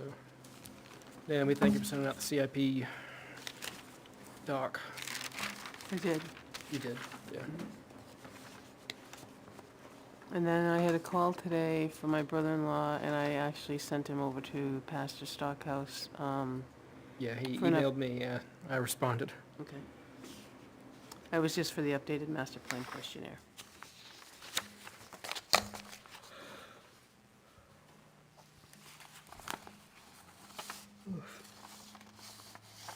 Anything else? Any correspondence or other business you up to? Yeah, well, I had sent you guys last minute the Project Sanderson engagement letter to do the audit. They're gonna be here next week, Tuesday to Friday. So she had indicated that in years past, it's always been the chair and myself have signed it. So I scanned it to you guys. I know it was late and sent it over, but it's right there.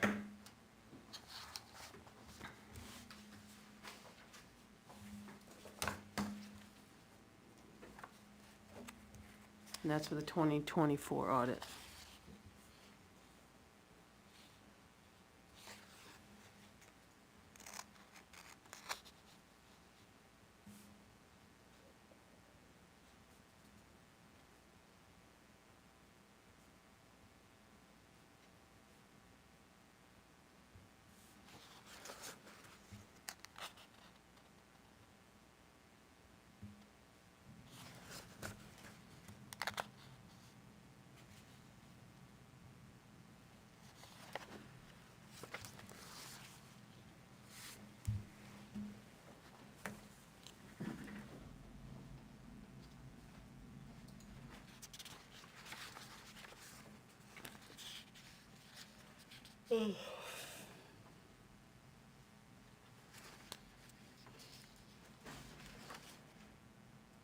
This chair asking.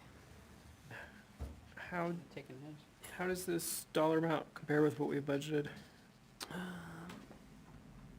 don't have it in front of me. I don't have the budget. I don't have my with me. budget stuff. No, I don't. They estimated at just under 18,000.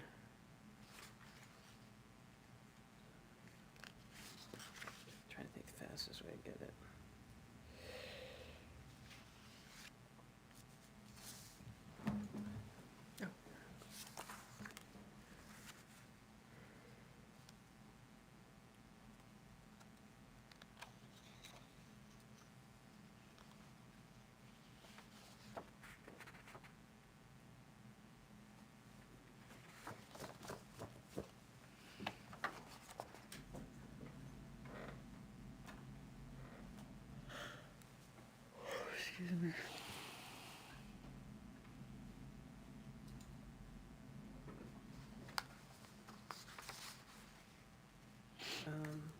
What was it for auditor? Mm-hmm.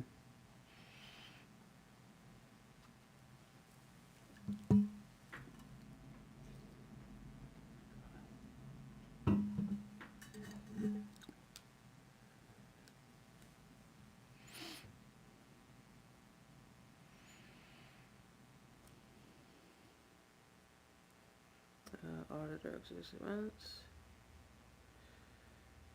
This one says 24, 25 default. Says 15,225. I need to come up with a couple $1,000 Yep. somewhere. Okay. So I would accept a motion to sign the engagement letter for the 2024 audit, and further to motion the chair and the TA to sign the documentation. Would anyone like to move that? So moved. Second. Moved by Selectman Bloom, seconded by Selectman Pratt. Any further discussion? All in favor, say yes or yay. Yes. Anyone opposed? I'll abstain. Anyone else? Motion passes 301. And that authorized you and I? Okay. The last thing I had is, we had, CoreLogic had sent a request looking for, the delinquent who's still outstanding for taxes, so we sent the file over, and as a result, there was a absolute title had closed on a piece of property on 14 Davis Road, and they noticed that the check was still outstanding, or the account was still outstanding, and that their check had not been cashed from December 16th.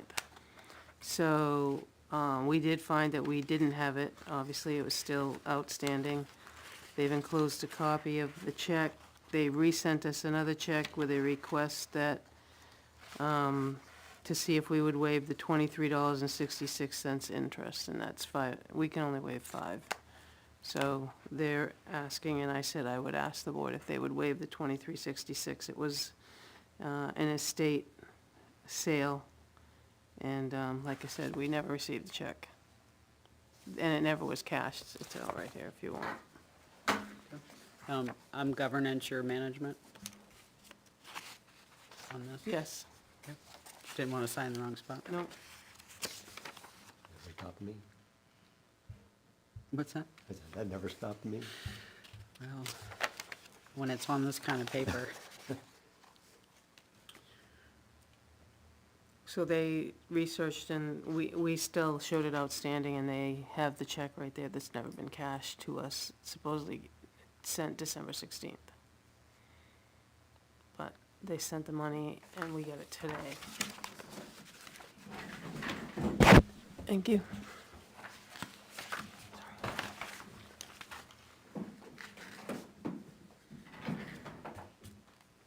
You got a second check, or you got this check? Nope, we got a new check today. That's the one that came with the original email that never got cashed. And that's the closing stuff that she sent with the email. How'd they get a copy of the check They sent it to us. of the original one? I think they scan it after they close, because it's absolute title, because if attached to there is all the closing documents. Oh, absolute title. Yeah. So Yep, absolute okay. title scanned it all, but it's never come back. Okay. No, I know, I guess I understood it, yeah. Because she sent the closing file with it. It was $23 and change. 2366.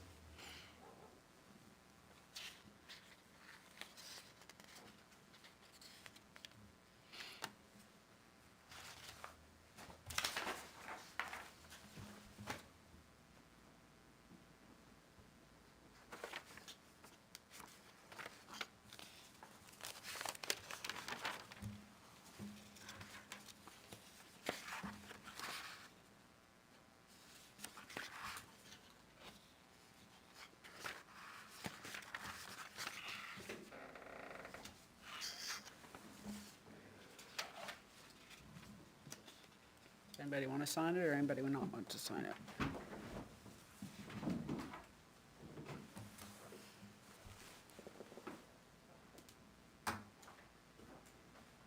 Seems like we're doing this every week. Pretty close.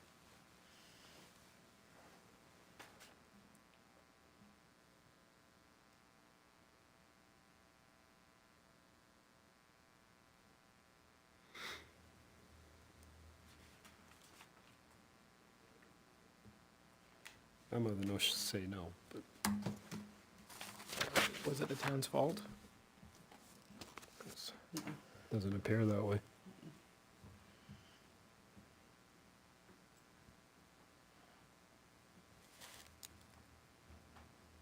Or can, maybe put another way, because the other one that we waived, there was no way to know, was it lost in the mail, whatever. So can we know for sure that they were at fault, or is it uncertain?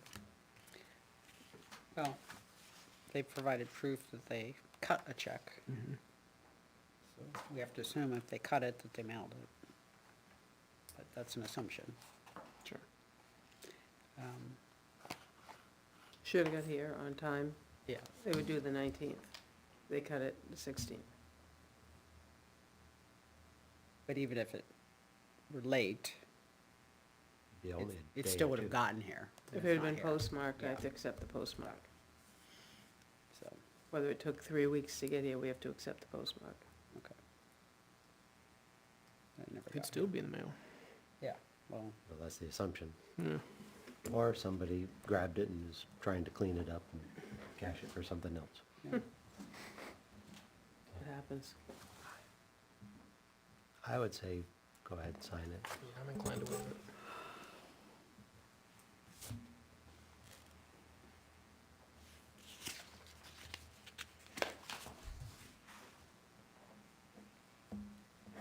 Okay. Though I suppose it's kind of a bad, it's a bad line to draw. It's like if we can't be certain, then we're just gonna, if I say that, then I'm gonna sign all of them. Can't do that either. Not necessarily. We can't affirmatively identify fault. It's gonna be very difficult. If you were in those shoes, would you want the town to be more forgiving or more stern? Yes, I understand. That's why I am inclined to waive it, but it sets up a perverse incentive.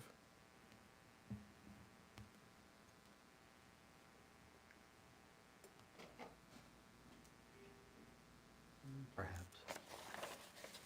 Seems like a whole lot more effort to write a check and not send it, and then ask for forgiveness for $23.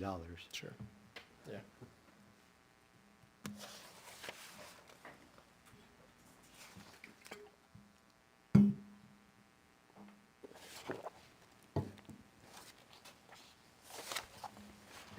Well, I'll move that we sign it.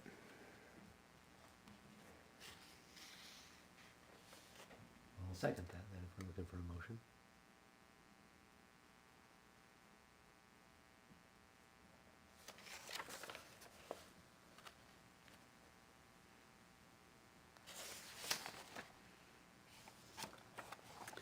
In one place in here, they said it was overnighted, but I don't see anything other than a statement that it was overnighted, so.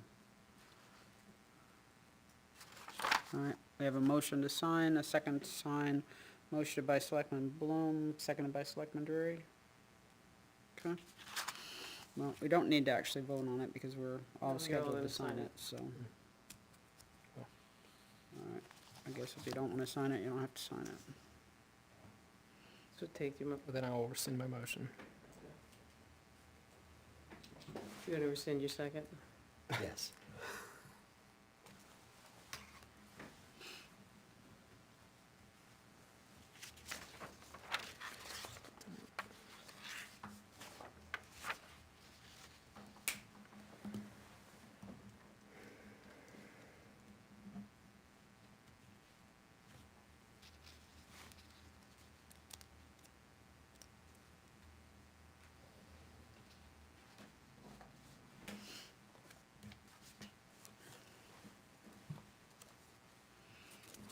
Thank you.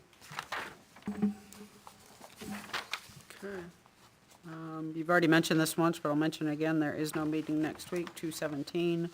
The town offices will be closed all day in observance of President's Day. And a reminder to the Board of Selectmen that department head performance reviews need to be drafted, reviewed, and given no later than March 10.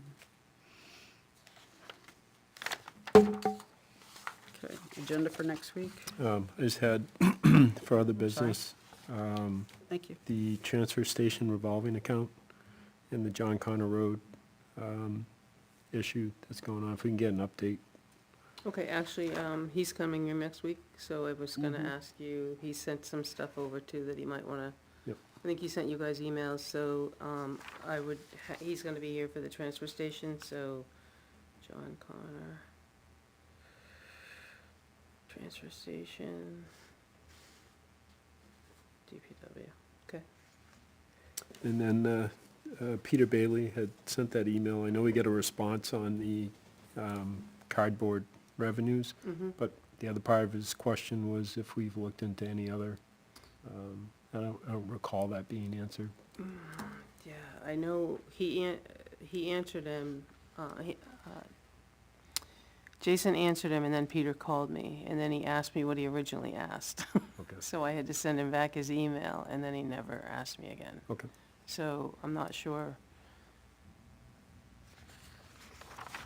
Unless the two of them connected, I don't know that. All right. Yeah, we can check with him when he's here. Mm-hmm. That's all I have. So, I'll go ahead and ask now if, could we do I think, brief non-public after this? I was gonna ask for an L, what do you want as well? B? B, Yep. okay, I would ask just the four of us for that, please. okay, same for L. All right, so then, agenda for the 24th, we've got the Director of Fiscal Policies, plus an update on the revolving fund and John Connor. Ware Food Pantry lease discussion, and the public hearing for Article 7, which is the Transfer Station Special Revenue Fund. Yeah, and we added Chief Moore. Chief Moore.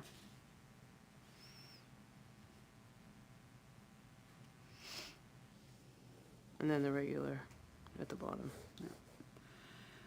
I also wanted to ask the board, when do they want to have a non-public to discuss the legal guidance that we got approximately a week ago now on 24-26? I suggest this be a separate meeting, not at the beginning or the end of one of these. I'm thinking it's 30 to 45 minutes worth of discussion. It's not a quick, but it's not a all night. So I'd suggest that be a separate meeting. Okay, nothing scheduled on the 17th. Oh, you're funny. No, you were serious.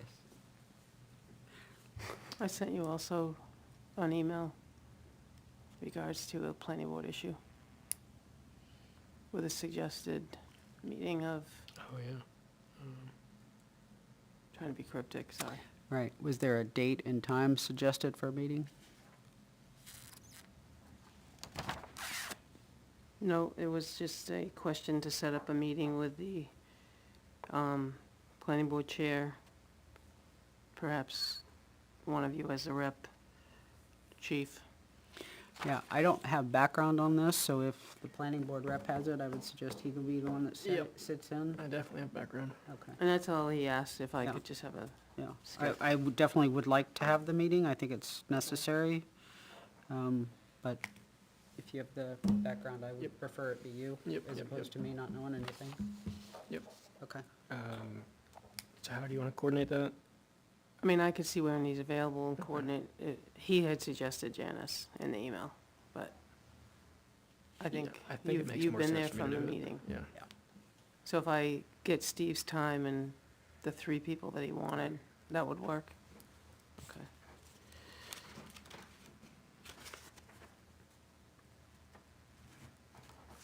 So I'll just work that meeting together. Okay.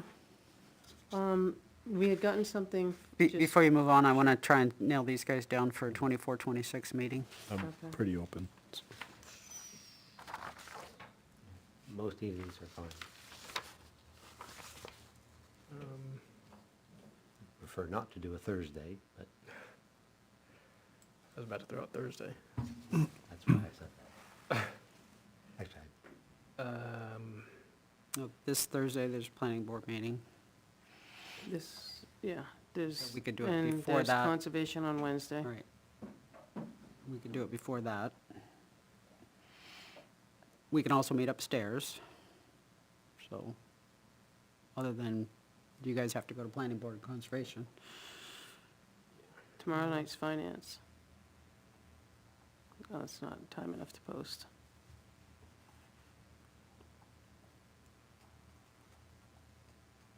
Does it require?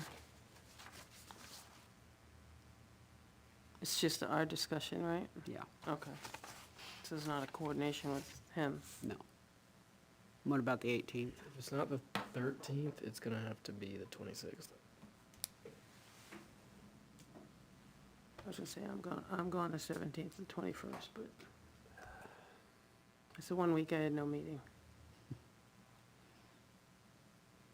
The what day, did you say? 26th? I think Janice has got a meeting that night. Yeah, we'd have to be earlier.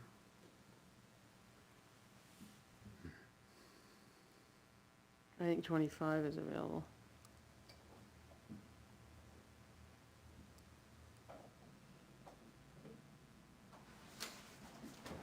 And 27 canceled. What about 27th? supposed to be out of town that week, but I don't know. 25, 27's available.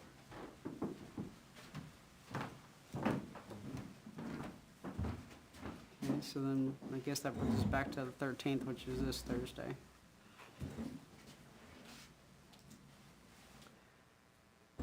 It's a preference, it's not a priority. Well, We'd have to be done before 7 for planning board.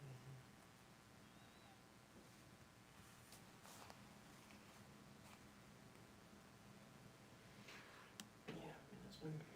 2:13, Works for me. 6 o'clock? Can everybody make the 6? yeah. All right, I'd suggest we meet upstairs anyway, just so people aren't coming in.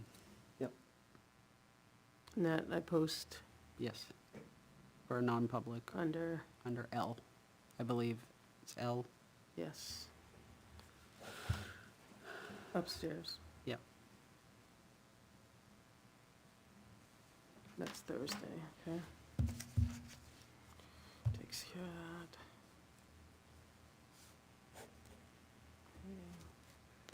that. Okay. I'm just gonna, do you want to do non-public next month, the 24th on that one?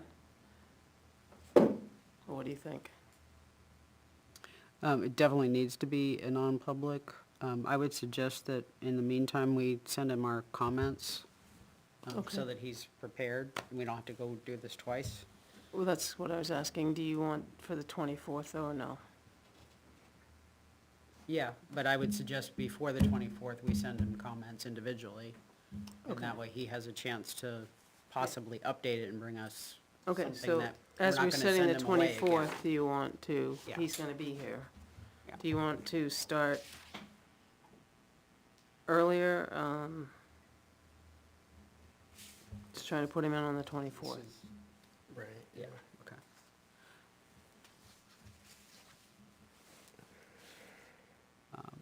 You know, I'm flexible on time, so I'm not the gator. I can't do any earlier than 6:30. 6:30 though. I still haven't had dinner. So how much, do you think you could, if you guys give him the comments, do you think you could like wrap it up in like 15 minutes or?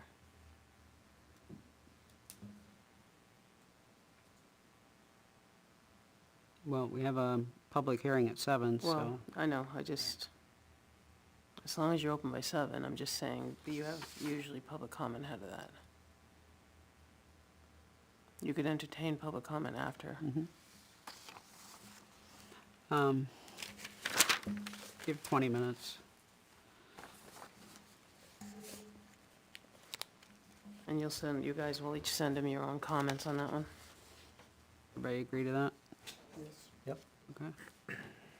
All right, so 6:30 non, 6:50, gotcha. Thank you.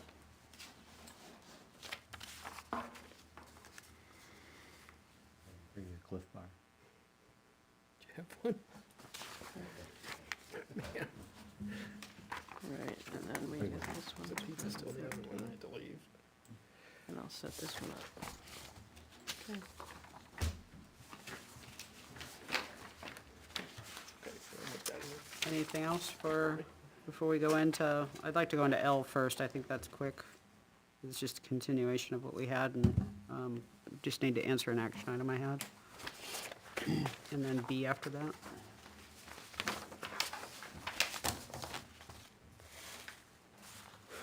Anything else before we make a motion? Okay. I'd like to motion that we enter a non-public session then under 91A32L for the purpose of discussing legal guidance. This requires a second and a roll call vote. Is there a second? Second? Thank you, Selectman Drury. Roll call vote, Matthews, yes. Drury, Yes. Bloom, Yes. Pratt? Yes. Okay, motion passes 4-0-0. And at the board request, we're gonna ask Tia Bolton to leave the room, and we will provide her with updated balance of minutes.